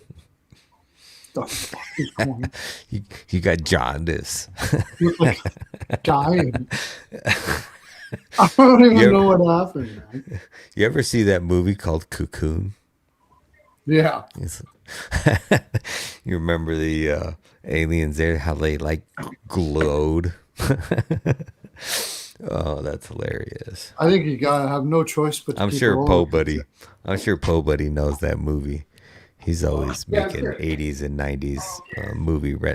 I'm a huge 80s and 90s movie geek, so he tends to get all of the movie joke lines that I throw in here. But I don't think you have a choice but to keep on going with the Jets until they. I know.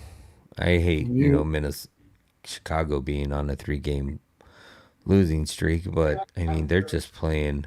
As my coach used to tell me, that was a piss poor effort. They have piss poor effort in the last 3 games. It's just been horrible. Jets and it's Hellebuck. Yeah, Hellebuck nights. Like the line's moving, right? I mean, let's see what's the best price out there. -140 is not bad. You can get it at -135 over at Hard Rock or the ScoreBet app.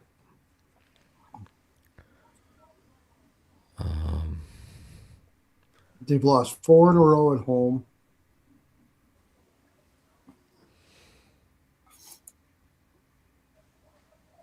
The only thing is Winnipeg was on a winning streak and then lost.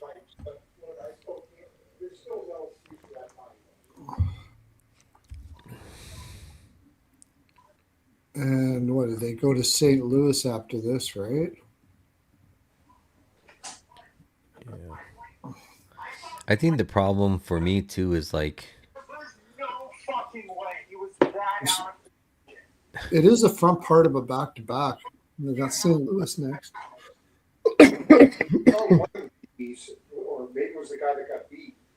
like They're going minus home. like They're going home after. yeah. It's an island game. They played Yeah. Toronto at home, then they fly to Chicago, and then come back and play St. Louis at home. Yeah. Not a good spot for the Jets, actually. Can you get your head around Chicago winning a fucking game? Yeah, it's kind of hard to. I don't know if you can or not, man. They've scored 4 goals in the last 3 games. I know they haven't been scoring. And Winnipeg was scoring like crazy until they ran into. Was that a Hildeby start, right? Yeah, Yeah. Hildeby.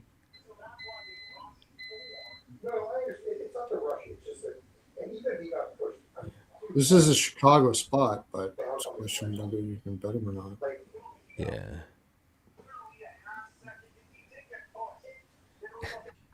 They say if we go with him, we'll live forever. That's hilarious.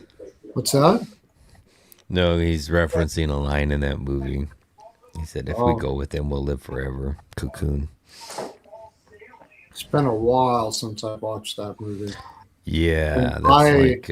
I was smack dab in my I don't remember a fucking thing about what's going on in the world or life or anything for that. That's like right around the same time as like Flight of the Navigator, I think.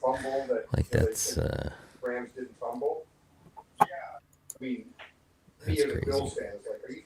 I was probably watching that. When did that movie come out? Had to be like late 80s.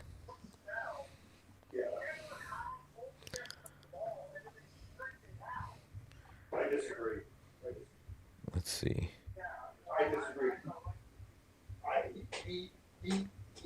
1985. Oh, okay. I was like 72, 82. I was only 13. So I don't know. Yeah. I was 5. I probably watched it when I was 7.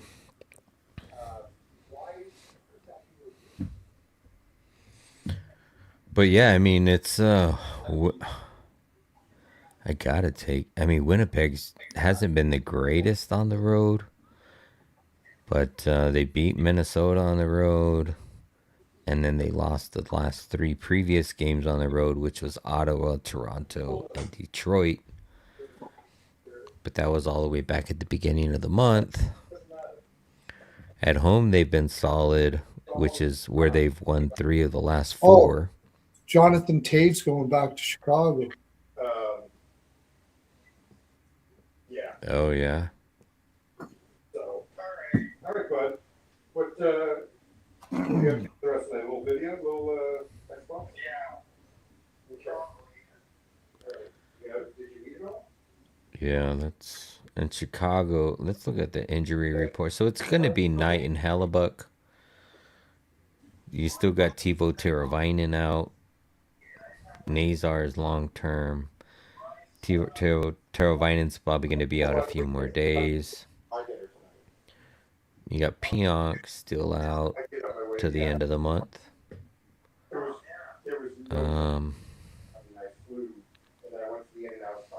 Yeah, it's definitely a Chicago spot. It's just minus 135. That's still a playable line, and I think where's Winnipeg been and where they going? So they're coming off of that ugly overtime loss because They're they coming were off an ahead, right? emotional Toronto game. They're going against Taves' old team. And that Toronto game was in Toronto or was it at home? It was at home. So Winnipeg to Chicago is not an easy flight. And then you're going to Chicago for one, and then coming back home and playing a division rival. So, and you're playing Kay's old team, so there's going to be a whole lot of shit going on with that. Enjoy your night. So I don't think this is the. Did they play against each other already? I don't think they have. Let me see. You talking Chicago, Winnipeg? We are. I thought they faced each other. Or maybe it was only, maybe I think it was Quenville going back. It was once. And it was 3 weeks into the season. Yeah. October 30th. In Winnipeg, 6-3. Winnipeg. Right, in Winnipeg. But not in Chicago. Right. This is a Chicago spot. It's just a question whether you can bet it or not. This is money on the board for Taves. I mean, this is huge money on the board for Taves. I would think. You would you have to take Taves to score a goal. Yeah. But I find when you have these feel-good games where a player that, a legend like Taves going back to Chicago, there's just like this subconscious it's like a subconscious letdown. Like, how do you get angry at Chicago in this game? It's not a matter of getting angry. You're doing everything you can to get him to win in Chicago. Yeah, but you like to say that, but these things do affect you. You got too many feel goods for Taves here.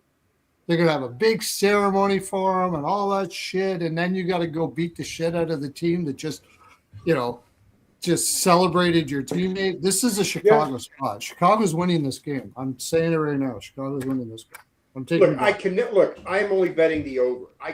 I am done betting Winnipeg after Saturday night. Done. I'm taking the Hawks. What are you getting? What, plus 120 or something? Like that? Yeah, plus 120. Yeah. I'm going to take them. I'm not going to put a lot on them because they've been struggling, but I just think this is going to be really tough for the Jets to play. Tough game for them to play. Island game, he flew from Toronto to Chicago. He's probably been saying They didn't hi fly to from everybody. Toronto. They flew from Winnipeg. Pearlo, they flew from Winnipeg. What's that? They flew from Winnipeg. Yeah, sorry, they flew from Winnipeg. Yeah, that's even further. Winnipeg to Chicago. It's not, and then going back right up to play St. Louis, a division rival.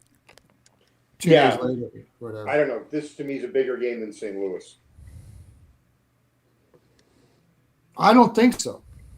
Oh, I mean, it's a bigger game in the sense that, hey, we're all happy for Jonathan Taves going back home again, blah, blah, blah, blah, blah. No, it's not a matter of we're happy from going. It's a matter of them wanting to win for him in Chicago. Yeah, I don't know.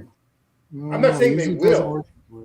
I mean, I'm betting the over. 9 straight overs in Jets games. It was like when Nelson went back to the island.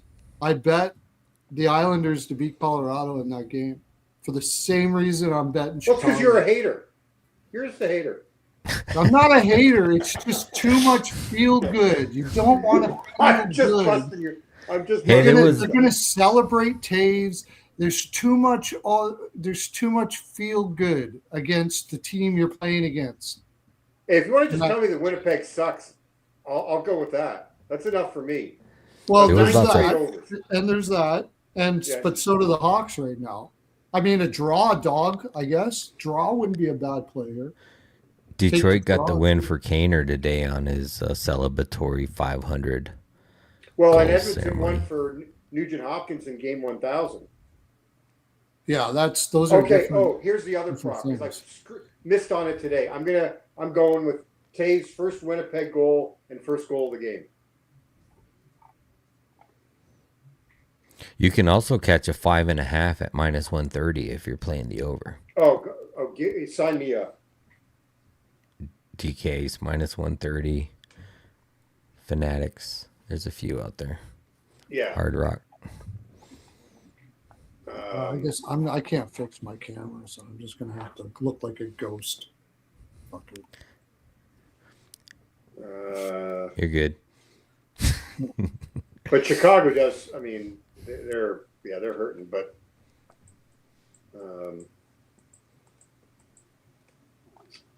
And then on the other hand, you can look at it the other way. The Blackhawks have a lot of feel good for Taves. You know, I don't think any of these guys. Most of these guys didn't even play with him. that's true. So That's true. Most of them didn't even play with him. yeah. I just got a little bit on the Hawks in the draw. And the over. I mean, 9 straight overs in Jets games. Yeah. And you got That's Hellebuck how on the we road play. where he plays worse. I don't know what Knight's record is at home, but he's been as dog shit as of late. I know you could go back to Soderblom. Well, actually, no. Soderblom was really good for the first period against Boston. He was fucking pissed me off because the Blackhawks had not lost like 11 straight or 13 straight first periods, and he was unbelievable. What Po Buddy said in his last comment, I see dead people. Yeah. Pearlo's camera. Connor over 2.5 shots. If that's a playable line, I would do that. If not, I would still do it as a parlay piece. But you would think he should get 3 against Chicago.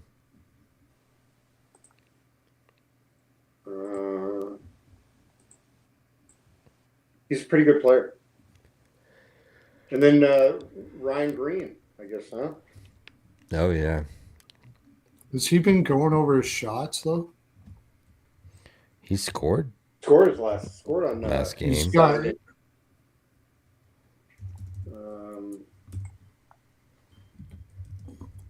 Hang on 1 second. What's that number?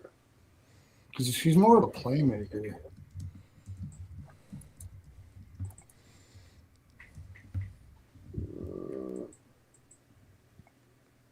Okay, never mind that.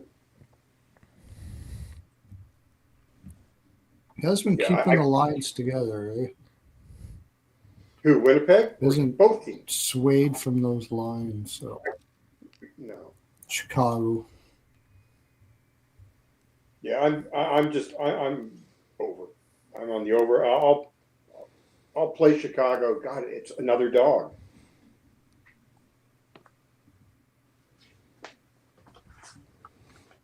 I know it's been a I doggone Monday. yeah, I mean, I can't think of like, well, other than Vegas. Well, if you like the over, Yeah.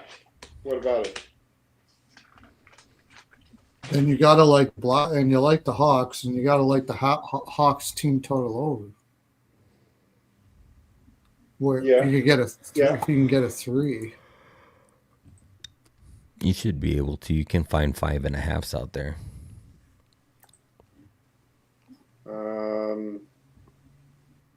You can find 5.5s. Okay, I will play that. Over Yeah, minus 5.5, 130. minus 1. Minus 130, yeah. 30? Over 5.5, minus 130. See, I can see more of those Okay. now because someone educated me. 2.5 at minus 140 for Chicago. Oh, Minus that's not 130. bad. The best is Pinnacle, but that's Canada. Oh, You minus probably- 135 at Caesars. Okay. Over 2.5. Minus 135, and they'll split it with the 3 because the 3 will be like over plus money. Yeah. That's what, like betting We're really soccer. stretching it though, asking Chicago to all of a sudden start scoring in this one game. But Well, but look, if they're not winning 2-1, right? Not likely. No. No. So Could be 3-2 or something like that. But I can't see Right. 2-1. No. but if you're if You I guys mean like to draw Winnipeg, on this? 2-2 OT. even in the I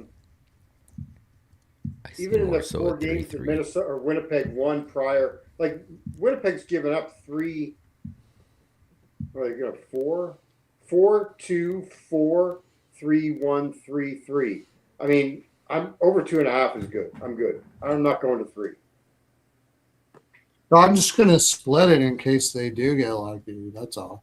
That's the way I play it. I'll put more on the 2.5 and a little bit on the 3 in case they get an empty netter and make it 4-2 or something like that. I mean, I usually go. So when I do that, I don't know how. Like I do 75-25. Like however, like whatever I'm going to lay on it. Like if I laid $100, just for argument's sake, I would do 75 on the 2.5 and 25 on the 3. Yeah. Is that something that like how do you? I'm That's about, yeah. You split up if it's going to be a unit play. Yeah, just split it 3/4 and 1/4. Yeah. Well, even if it's not, I'm just saying like even if it's a half unit, I'm just saying like Yeah. whatever. Is that what you would do? Like, or are you more 50-50? Like No. matter how much I you do exactly what you said. Okay. And I do 50-50 myself. But what I do is I risk both to win a unit. So at the plus money, I'm risking less. And then the minus money, I'm risking more versus betting half and a half. I mean, and it can depend on how confident I think it's going to go over. So I might put more on the 3 than I would normally do. Here, I'm not as confident, So I'm pretty sure I'm going to push on the 3.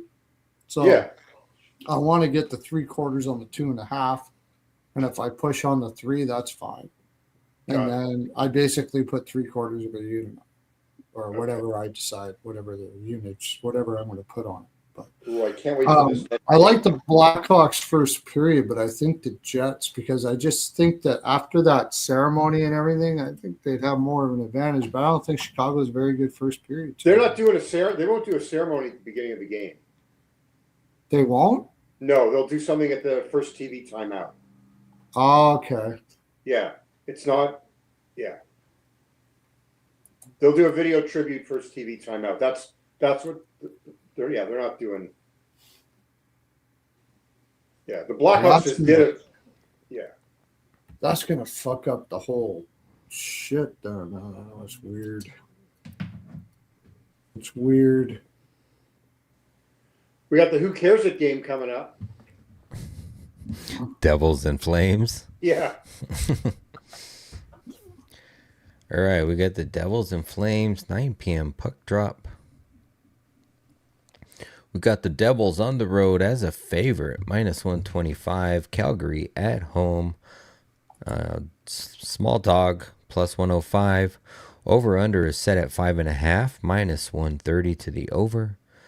Devils are 22-20-2 on the season, 12-13 on the road, 21-23-4 on the season, 13-7-2 at home for Calgary. Head-to-head between these two teams, Calgary's won 7 of the last 10. 7 of those 10 have trended to the over. They have not played once this season yet, but Calgary has won 3 straight games versus Jersey. Jersey is 4-6 in their last 10. 7 of those 10 have trended to the over. We have New Jersey's coming in off of a loss against Carolina at home. This is the first game of a 4-game road trip, and they are on a front end of a back-to-back, and they head out to play Edmonton on Tuesday. Calgary is 5-5 in their last 10. They also 6 of those 10 have trended to the over. Calgary's coming in on a 2-game winning streak, most recently beating the Isles at home 4-2. Calgary is on the second game of a long homestand. They got 7. No. Well, it's 4, and then they got Minnesota 1 game. They got an island game there in between on the 29th to Minnesota. So it's a Yeah, 4-game 6 of homestand. 7. They got 6 of 7 at home. Oh yeah, 6 of 7 at home. Correct. Yeah. We know who's Who's going to be gonna- in goal for New Jersey. Who's Markstrom. Markstrom? Markstrom for sure. Yeah. You would think. Yeah. And then you have looks like it's projected to be Wolf, and Wolf was playing horrible and he played good this last game. But he had given up 4 or more in like 5 straight before that last game. In the last game, he only gave up 2 against the Isles. But prior to that, he was having a horrible... Yeah, Cooley had yeah. Yeah. I don't know. I ain't touching this one. I mean, the Flames, you don't know where their heads are at after trading Rasmus Anderson. Yeah, that's true. Yeah. You know, that's a huge loss to that room. That guy is such a leader. That's also, you know, that's 20 plus minutes a night that's gone from your room. And not that White Cloud's, you know, I don't know. I like White Cloud, but that's White Cloud's a good, you know, third pairing guy. third pairing. You can play him in your top 4 with the right Yeah. people. They're going to play him with that Kuzma or whatever that Oh, Kuznetsov? Kuznets. Yeah, they're going to play him with him. Try to get him to play offense more, but Calgary's better at home. Poor buddy. I couldn't. Yeah. You seriously, like, find a player prop maybe, Oh, yeah, there should be shots in here for sure. but to pick a side or I mean, not How's even.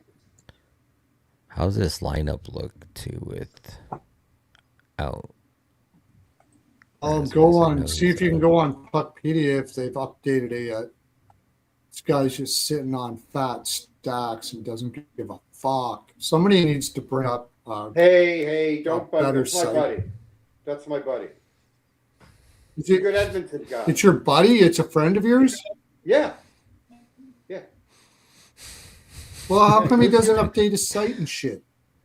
He does a lot of other stuff. He's got other people that he's got some other slugs, some minions that should be doing that. Yes, exactly. Well, you know, if you know him and he's a friend of yours, great that he's a nice guy. Maybe, you know, put the gavel down a little bit and make sure you're updating your site. Jesus. I will let him know. He's a good Edmonton guy, Art.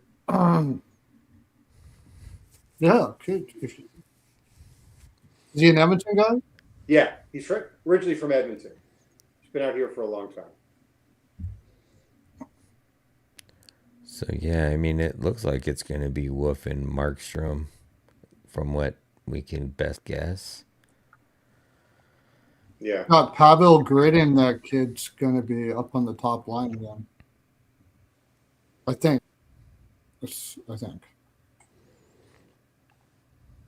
They have had some really high-scoring games, and it's only 5.5.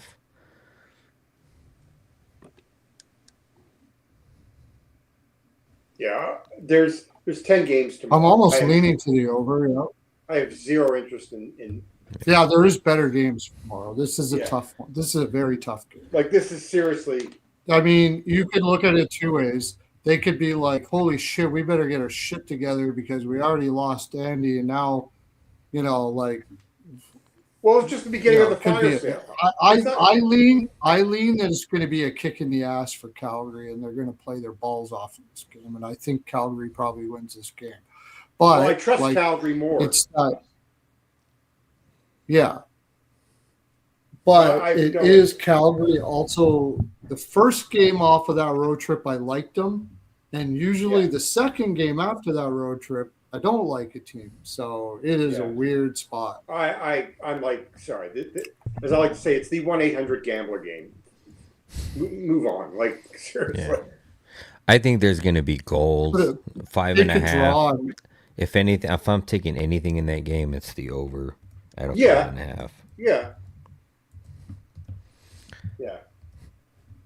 That's I'm like sure, if look, just like Taves, they're going to want to win for Taves. I'm sure that Markstrom has got. I don't know how many times he's faced them, but I don't know. I just couldn't care less. I'm whatever you want to bet on that game, and you're looking at some of these later games. Bet them on the Islanders and Anaheim tomorrow, like on both those games, because the Islanders play Vancouver. that's coming up next. Yeah. Are we ready to move on? Yeah, I'll look at that game. I'll look at that game a little deeper. I'll probably find Yeah. something. I'm sure Maybe you I'll will. I'll do that game on I'll do that game on Twitter tomorrow. Actually, listen to the Ice Guys tomorrow. Listen that's to the right, Ice you're Guys. on. I'll have whatever on there. Now I'm on the Ice Guys. Okay, we got the Hopefully, Islanders I don't look like traveling. a freaking ghost. I can't know what's going on with this stuff. We got the Islanders on the road as a favorite, -140. Vancouver at home as a dog, +120 as they should be. Over under set at 6, pretty much a pick 'em. Islanders 26-17-5 on the season, 12-9-3 on the road. Got Vancouver 16-27-5 on the season, 4-13-3 at home. Horrible at home. Head to head between these two teams, Vancouver's won 7 of the last 10. 9 of the last 10 have trended to the over. Islanders are 5-4-1 in their last 10. 6 of those 10 have trended to the over. Islanders coming in off of a road loss 2-4. They are on the 6th game of a 7-game road trip, and they head out to play Seattle on Wednesday. Vancouver is 0-8-1-1 in their last 10. They had 500 to the over-unders, coming in off of a shutout loss versus Edmonton, where they got blanked 0-6. They are on the second game of a 7-game homestand, and they play again on Wednesday as Washington comes to play them in their own barn. Islanders -1.5 full game. Yeah. Seriously, +170. And Islanders Sorokin's already confirmed. Yeah, I don't care. Well, I would care if it was Riddick, but I mean, I'm looking at this losing streak, and 1, 2, 3, 4, 10. 6 of the last 7 they've lost by at least 2 goals. And actually, no, 5 of the last 6 they've lost by at least 3 goals.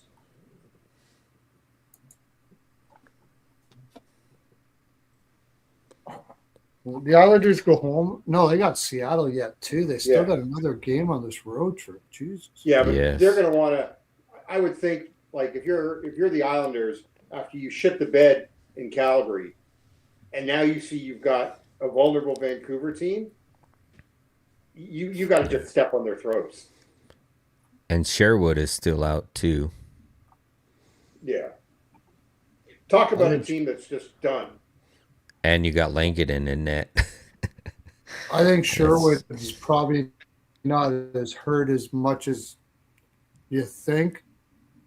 They're going to trade him, and they don't want him to get hurt. I think that's why that's happening.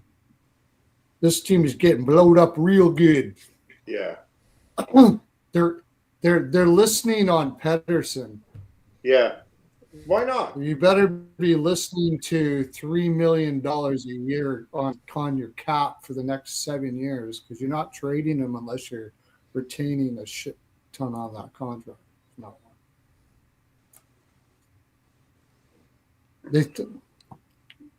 I mean, just look at this line. Holy crap! Why is Garland? I don't know.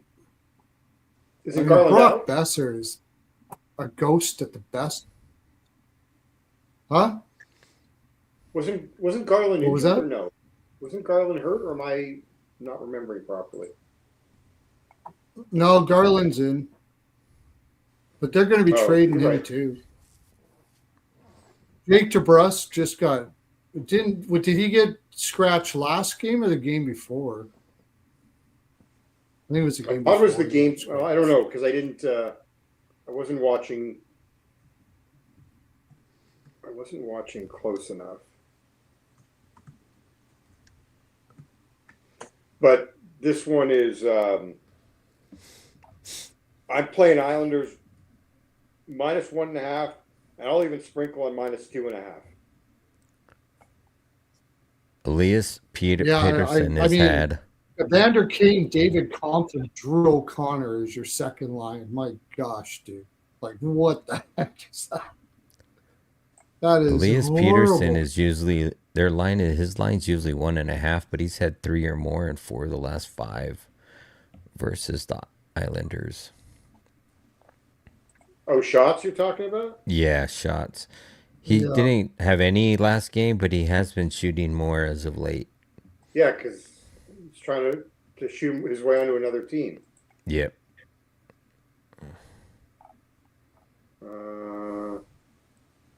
Yeah, I agree. Well, see, though. he's had I mean, 0, Islanders 1. Islanders. Well, actually, no. You know what? He's not that great. His shots are 0, 1, 3, 4, 1. Yeah, it's just more so the head-to-head. Yeah. Like, I don't know if that's a... I look right I'm now. not trusting Pedersen to do anything. Yeah. He's a good defensive center now that can put up probably about 50, 60 points. And he's getting paid over that. But he's a very good defensive center. Mhm. Somebody could use him at 9 million, maybe, but not at 11 point whatever he's at right now. Yeah. I think if you're looking for a money line parlay piece, if you can't play the -145 for somebody that doesn't like playing that line, that's a good parlay piece. I'll split it with the in-reg. Maybe take Minus them in 145 Vegas. money line. Oh, yeah. Yeah. Red Not bad. minus 110. And I'll put a little bit on the puck line too. Why not? Yeah, what's that? Plus 150? 170 on the puck line. Oh, shoot. Yeah. That's what I like to do. I'll just split it up like that. But yeah, you can't take Vancouver to do anything right now. Oh, this next one's Didn't going to they be just tricky. trade with each other? But I mean, I guess they didn't really get any back. Atu Ratu, who's not even in the lineup. That was the Horvat trade. Pedersen. They got Pedersen. They got Pedersen on the Marcus Pedersen. That was from Pittsburgh. That was with Pittsburgh, right? Okay. No, Yeah, it was the Horvat Horvat. who did they get in Horvat. that Horvat trade? Atu Ratu and who else?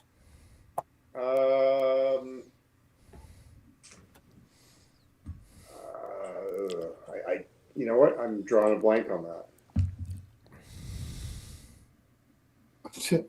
DeBrusque was a healthy scratch 11 games ago. I guess that was a little bit off. Wow. Well, I was close. It was games. Because you said a few games ago. Is that what you said? Yeah, I did have the games right.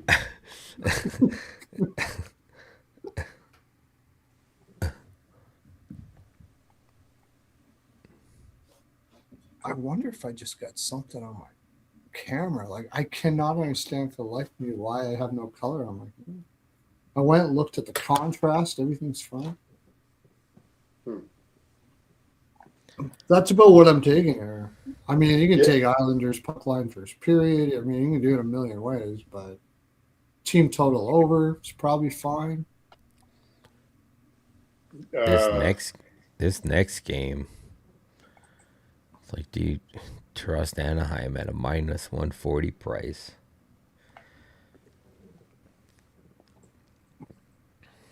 No. Are we ready to move? We can move. I think so because it's All right, we got the New York Rangers traveling to play Anaheim. 10 p.m. puck drop. Rangers +120 on the road. Anaheim, home favorite, -140. Over under is set at 6.5. Even money on both sides, -110. Rangers 21-22-6 on the season, 16-9-2 on the road. Anaheim 24-21-3 on the season, 14-8-1 at home. Head to head between these two teams, Rangers have won 7 of the last 10. Dead 500 to the over-unders. They have played once this season back on December 15th in the MSG, where the Ducks won 4-1. Rangers are 2-6-2 in their last 10. 6 of those 10 have trended to the over. Rangers breaking a 5-game losing streak by beating Philadelphia on the road 6-3. Anaheim is 3-6-1 in the last 10. 7 of those 10 have trended to the over. Anaheim coming in on a 3-game winning streak, back-to-back overtime games. They beat LA in LA 3-2 in a shootout, and then they beat LA at home 2-1 in overtime. Anaheim is on the second game of a 2-game homestand, and they have Colorado in Colorado on Wednesday. Rangers are on the second game of a 4-game road trip. Rangers will be on a front end of a back-to-back as they travel to LA, small travel, to play the Kings on Tuesday. Well, it's Anaheim for me. It's Trouba and Kreider again facing their former team. Yeah. And yeah. And the Rangers. Rangers, I don't care about the 6-3 win. I don't give a shit. Against Philadelphia team with no goaltender? Yeah. Who cares? Right. This is a bottom 5 team in the league right now. -135 is a gift. Yeah. Give me Anaheim. Quack, quack. Anaheim. Yeah. I like the over. Might be the best bet tomorrow. That's I don't know. easy. The Ducks are, you see the way they've tightened up because they're missing no Carlson, no Terry. They're and they got sick and tired of leaking goals, so it sure seems that they're more committed right now. Somehow Quenneville's got shutting. Now they played the Kings, who don't try to score, so it's kind of like you got to, I guess, take that with a grain of salt. But then you got the Rangers have scored 10 in the last 2 games when they haven't been scoring. Well, yeah, but the Flyers, we could score 10. Yeah. The Flyers game, I'm not. And then Maryland, Ottawa. Yep. Yeah. I could have threw the puck from here in Indiana. And right. It would have beat him. Kolosov. It would have beat Kolosov. Yeah. Did you see how many times Kucherov missed an open net today? No. What's that? He missed 2 of them. Open net. Kucherov. That would have given him the 2 points, right? Yeah. Yeah. Oh, fuck. I didn't play it today. But that's good because I had the under in Tampa Bay in that game. But yeah, for me, it's Anaheim. I would think tomorrow's going to be Hunter or Spencer Martin, and Quick plays against the Kings on Tuesday. Yeah, against his old team. Yeah. Yeah. Spencer Martin's ass. Yeah. So Give me that was team total over Ducks everything. Yeah. Ducks. Yeah. Yeah. I don't. You got a Rangers players that are going to play against players that they really respect, and they wish they didn't leave. Like they don't even. Nobody wanted Trouba to leave. Nobody wanted Kreider to leave. Everybody loves them, and it's the reason why they suck now. Nobody gives a shit. Panarin's pissed off at the whole organization. That's why he's heading out. The only guy that might do something here is Miller. That's about it. Besides that, everybody else. Well, you got go ahead. Oh, go ahead. Oh, no. Po Buddy said in the chat he's going to play Sam Carrick. He's a former Duck. Bargain bin. Sam Carrick, okay. I got to go with Mika again for a goal, and I'm playing him for first Ranger goal again. I like that. Bastard scored this. I mean, now Panarin scored 2 against the Flyers. I mean, it's not like, I wonder if he's, he didn't quit, but Panarin's going to score because he's just very good at scoring. You're right. But he knows he's already been told not. Oh, right. No. I know. Right. No. Right. Yeah. He'll look good in Colorado. When he goes, if he goes to Colorado, man, that's what I was thinking too. If he goes to Colorado, forget about it. Just why not even play the playoffs? Just Jesus Christ. Ain't nobody beating that team, man. That would be insane. McKinnon, Panarin, and Nietzsche's. Yeah. Terry's got a Seneca goal and 3 in the last 4 at home. Yeah. And Terry also mentioned Jackson Lacombe assists in 6 of the last 7. Still plus money, plus 130. I had a guy block me today because he was like all hung up on Panarin going to Edmonton. I was like, Panarin ain't taking his wife and kids to Edmonton. No, he is not going to Edmonton. Not a freaking chance in this planet. Right. And he's like, well, he gets to play with the best player, blah, blah, blah. It's Edmonton, dude. Yeah, he's not going to Edmonton. Right. And I'd like to know how he fits under the cap and what assets the Oilers would be sending back. Like, sorry. They'd have to get him out of rental, and they'd have to give up Savoy, whatever they got. And it would only Savoy, Howard. Yeah, they'd have to give up a whole shitload for a rental player. Right. Because he's not staying in Edmonton. No. And he could veto that in a heartbeat. So, like you said, if Colorado's on the phone. Yeah. If he's going to be a rental, he'll go to Colorado. He's not going to go to Edmonton. Right. But he's going to end up in LA, isn't he? I don't know. They're dumb enough to do it. Or Anaheim. Anaheim, maybe. Anaheim would make. I mean, the problem with LA is there's no centers. Like, who's getting him the puck? Yeah, exactly. Yeah. So, I mean, I'm sure LA will offer him money because they're stupid, but it just doesn't make any sense. Not really, no. No way. I mean, Vegas, now, I could see Vegas trying to sign him. Or I could, but I think he's going to go with his buddies, Kreider and Trouba and everybody, and they're all going to have a powwow in Anaheim. That's what I think. Or he goes to Florida. Yeah. I can see Florida. Does his wife still modeling and stuff, or she's involved in the fashion industry somehow, probably, right? I don't know. But it wouldn't shock me. But I know. Well, the reason why I went to New York, he said specifically, was his wife wanted to do a modeling career. This is a tough life, eh?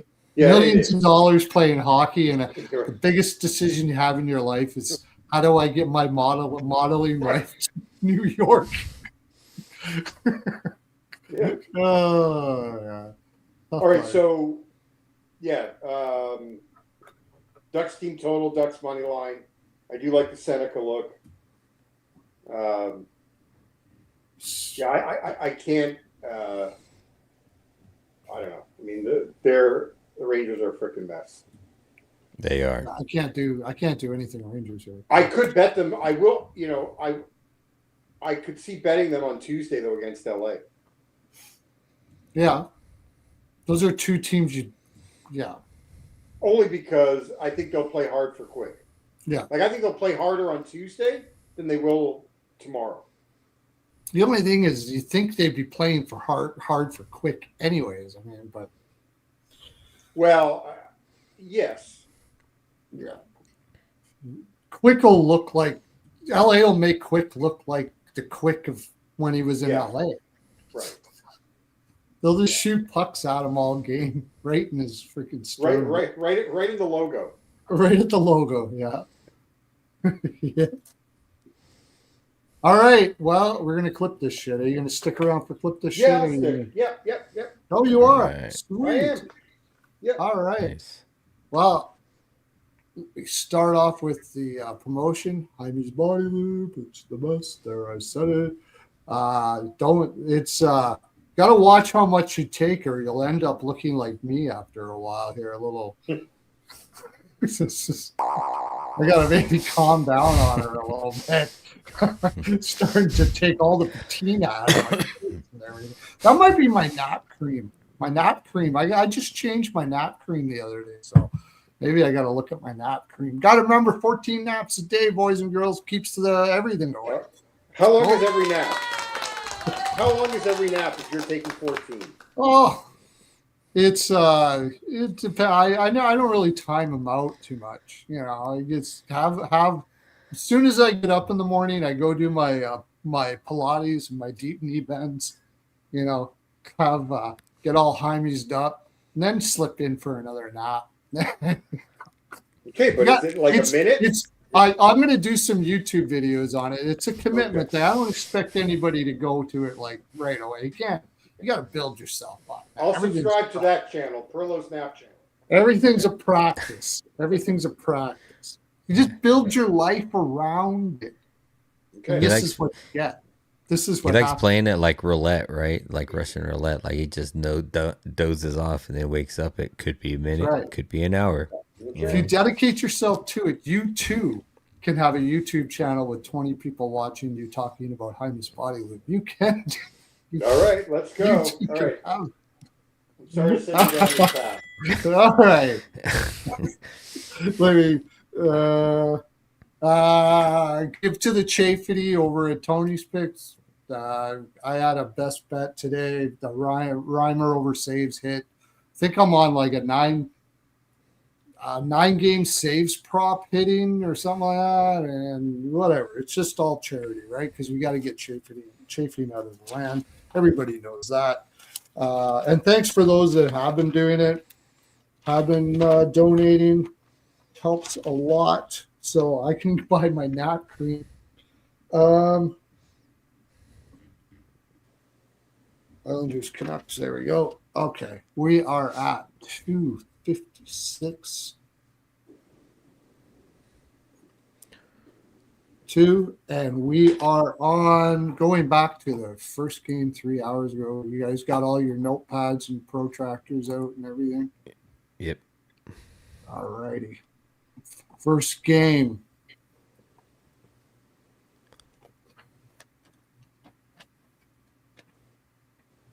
What's the first game? Buffalo at Carolina, 1:30 p.m. Eastern puck drop. On my notes, I have Buffalo money line taking a shot at Buffalo here.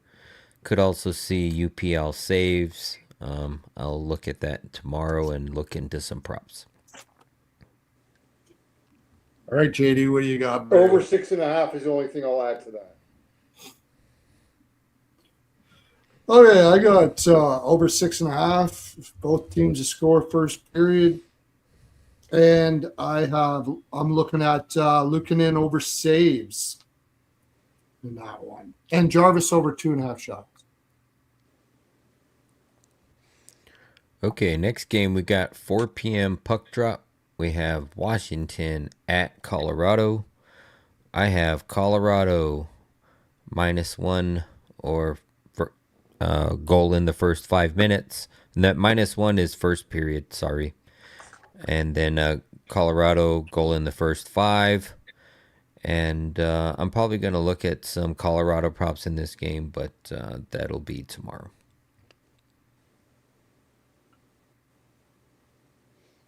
I got first period puck line, first period -1 Colorado, second period puck line. I have the exact same thing. Nelson over 1.5 shots and a goal.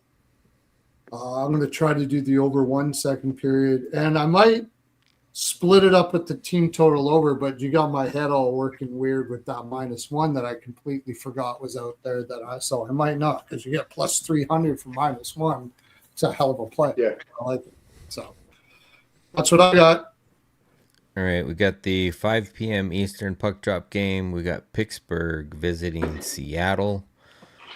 Got a small lean to Seattle. Not the biggest lean here, but Crosby assist and Crosby anytime goal. Probably going to split it between the two. And I'll look at some other stuff tomorrow. I'll tell you had mentioned Raquel over shots. Oh, yes. And I think, Pearlo, you mentioned if goalie saves, like if it's not more than 24.5, maybe, I'll look at that for Grubauer or Decord. Yeah, I'm hoping you can get like 23.5 or something like that. Would you play it up to 24.5? Yeah, I think I would. Yeah. Okay. I think Pittsburgh's going to throw a lot of rubber here. Yeah. Okay. Yep. All right, we got the 6 p.m. Eastern puck drop game. We have San Jose visiting Florida. This is probably going to be a Marchand return game. He is projected tomorrow, but we will find that out tomorrow. If he does not return, and it is Nedeljkovic, I definitely love Sharks a lot more. But I'm probably just going to take a flyer on them, and I also like the over 6. Yeah, I would agree with you on both the money line and over 6. And then I'll just wait and see about props. I mean, I'll look at Celebrini, what we can get for over 1.5 points, and maybe his shots.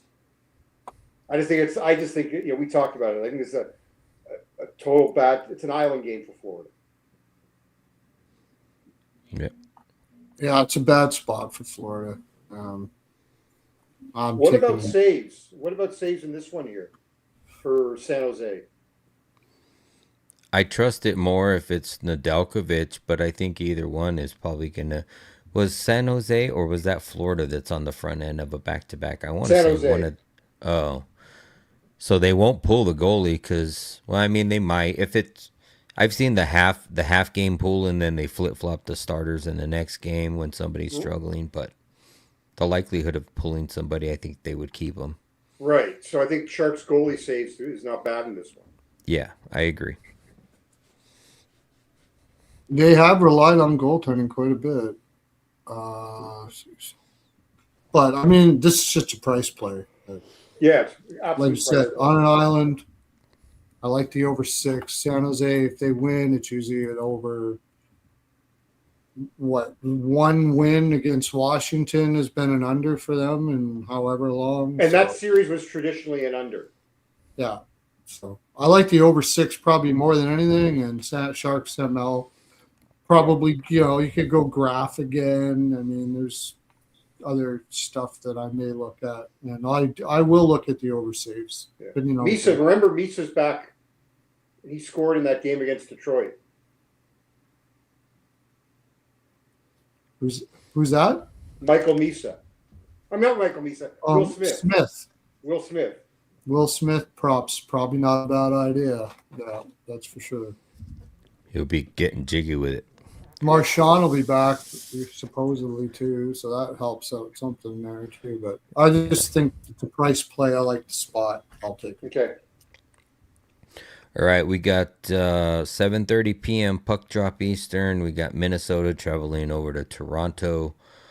I don't have anything in this game currently. I'm probably going to utilize it more as a prop game. You had Minnesota, they're out Eck and Boldy, but they did not miss a beat against Buffalo. You got Toronto missing Nylander, which is a big part of them, specifically against this matchup because he's usually really good against Minnesota. So I don't know if plus 105 is enough for me to take Minnesota, but like I said, it's probably going to be a prop game once I see how the lines shake out.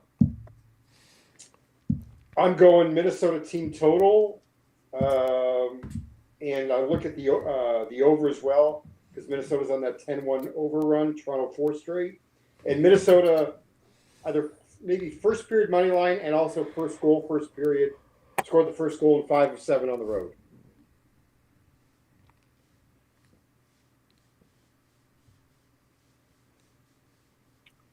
Yeah, I got the Wild first period, first goal, money line first period, and I got the draw on this one as well. Oh, right, the draw. I'm leaning to the over. Yeah, leaning to the over 6. Yeah, Toronto's gone overtime. You said 5 of 8, and the draw 3 of 5 head to head. Yeah, so draw is probably my favorite play on this. Okay. All right,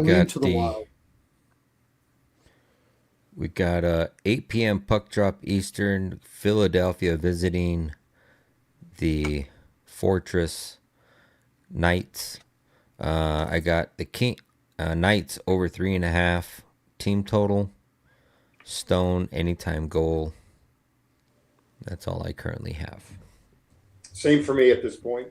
May look at a Dorofeyev goal as well. I could also look at a Stone plus two plus points. Like I think if we expect him to score, I could see him being involved in another goal some way. Oh, Theodore assist has been really good of late.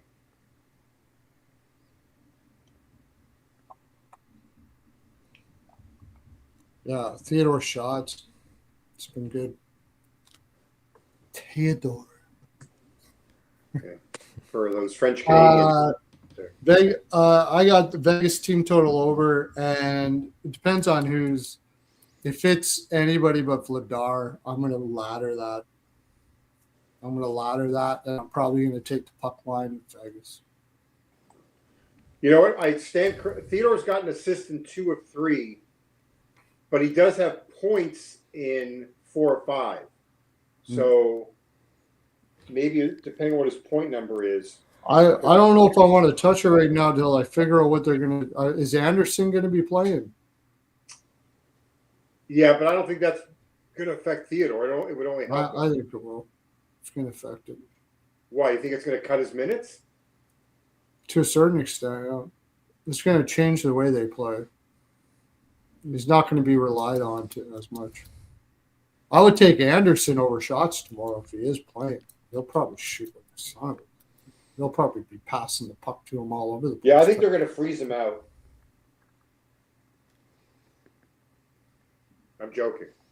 He's playing with Hannafin, so he's playing with a partner he's used to too. Yeah, like he did play with him before. Yeah. All right, we got 8:30 puck drop Eastern. Got Winnipeg visiting Chicago. I really don't have a side here. My best play is that over 5.5. I really like that in this game. I said I wouldn't take Winnipeg anymore, but I got a slight lean to them. I think I need a little more meat on the bone to take Chicago, but yeah, it's Winnipeg or nobody for me. But I'll probably stay off the side and just take that 5.5. I'm on the 5.5. I may just stay the 5.5. I know we were talking about the Chicago team total, but I think I'm just going to go with the safe play and 5.5 and look at some props that we've. Oh, well, Taves anytime goal, and I'm going to go first goal as well for Chicago. I mean, for Winnipeg. Not necessarily the first goal of the game, but definitely first goal for Winnipeg.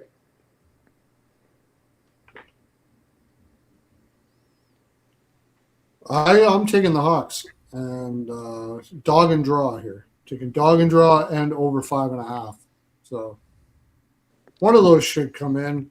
I was looking to the team total over. I don't know. I'm gonna team total over 2.5 and minus 125. Blackhawks haven't been scoring, but I just think that this is the energy for the Jets not going to be in the right spot here. So I'm not going to put much on any of this in this game. It's not my favorite game on the board. So no.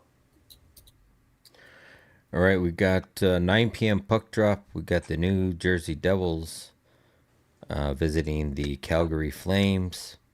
Only note I have in this game is over 5.5. Wolf has been atrocious. You got Markstrom in net. I know Wolf had a good game that last game, but I expect them to give up a few to New Jersey. So just the over 5.5 for me, and then definitely going to look at some props. I think both of these teams should get off a few. I know somebody had mentioned Nisher too. He had 0 shots on goal in the last game, and I expect the captain to come back shooting. So. Oh, Nisher, you said? Yep. Yeah, Nisher. No, So- not he. No, Hisher, not Nisher. Oh, I'm sorry. Nico Ni- Hischer. Nico Hischer. I'm putting his first initial with his last name was what I'm doing. I know. It's like, But yeah, that's all I got in that game. oh, okay. you got nothing. I got nothing. I got Yeah. The only thing interesting about this game is that there's devils and flames. That's about it. Yeah, But right. interesting. If you want Yeah. some, how about this one? When we had the fires last year in LA, the Kings were hosting Calgary that night. Oh, jeez. Yeah. Flames. Shit. Yeah. I am just talking. I'm going to look at Wolf over saves. I'm going to look at Okay. that. Jersey has been shooting a lot when they've been on the road a lot. And Calgary is not a good shot suppression team. So the Wolf has been playing better as of late, recently, anyways. And even if they do score, it's New Jersey. So even if he doesn't play wonderful, like if New Jersey scores 3 goals on you, that's a ton of goals for New Jersey. So Yeah. I might look at that. That's all I got. I found something. I said I'd find something, so I found something. All right. I can get behind that one. Yeah. We got what is this time at 10 p.m. puck drop? We got the Islanders at Vancouver. I lean the Islanders, and I think, man, it's kind of hard because I know Vancouver's been letting up a lot of goals. The Islanders, they haven't scored a lot in the last 2 games, but they were scoring before that. I almost want to do an Islanders and an alt under total, but with Vancouver, it kind of scares me. I'm almost tempted to do the Islanders and alt over total, but my only lean right now is Islanders. Well, actually just kind of remind me, I may do this is Vancouver, a parlay of Vancouver under 3.5 with Seattle under 3.5. You can get that, probably get that at plus money. I could do that. And I've got another play in this one that we didn't. We talked about Islanders puck line and Islanders reg, and I'm looking at the Canucks are one of the worst teams. I think they're 31st on the penalty kill. So I'm going to attack Matthew Schaefer for a power play point amongst maybe some other props, but that's something that I've been focusing on is like the Canucks have. I was just looking. I mean, they've given up a power play goal in 1, 2, 3, 4, 5 of their last 6, and 7 of their last 10 games. They've given up a power play goal.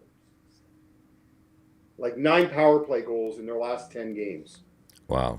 So I usually, I think that's just, you can either play the Islanders to score a power play goal, which I may do as well, and then pick a player because you'll get you'll get like bargain bin price material a lot of times. Who's your player? Yeah. Matthew Barzell. Yeah.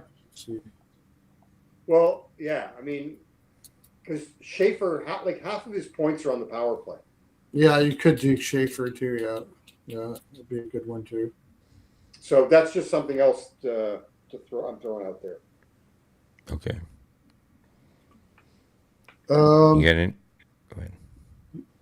Yeah, I'm not just Islanders money line, reg, and puck line. And since we've been talking, I like the Canucks team total under too. So yeah, I'm just going to do the under 3.5 parlay, but I can easily get behind solo. All right, last game of the night, 10 p.m. puck drop as well. We get the Rangers visiting the Anaheim Ducks. Got a small lean to Anaheim here. I do like that Zibanejad anytime goal, and I do like the Jackson Lacombe assists. Probably might be a good same game parlay game. I could see a lot of back and forth in this game. So we'll see where we get to, but that's all I got right now.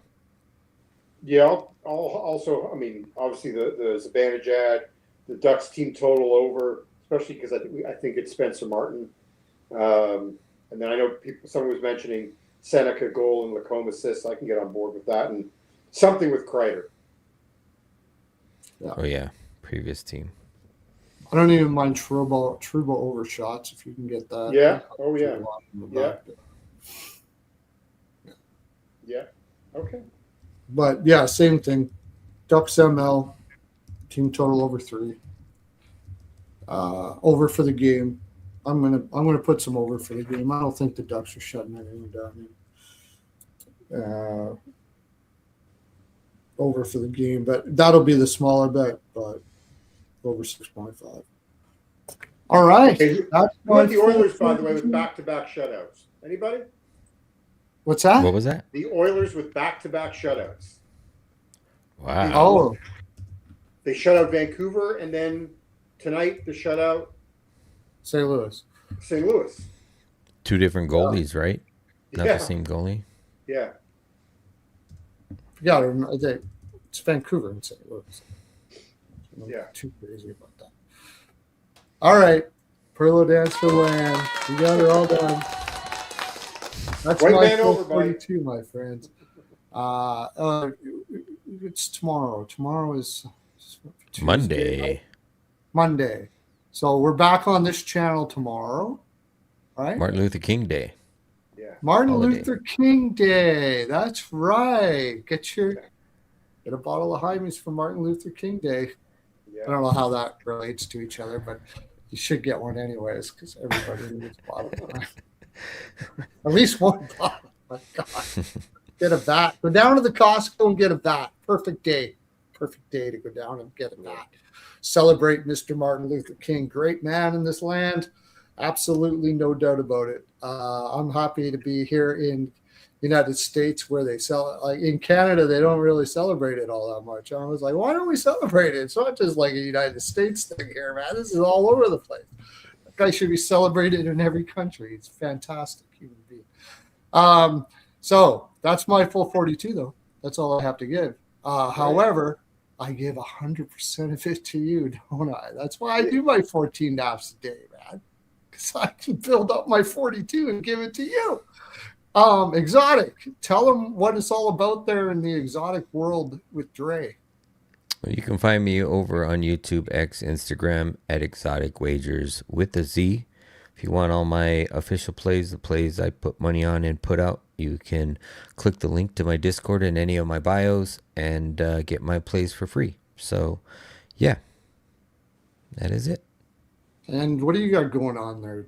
I've got my daily write-ups at vsin.com.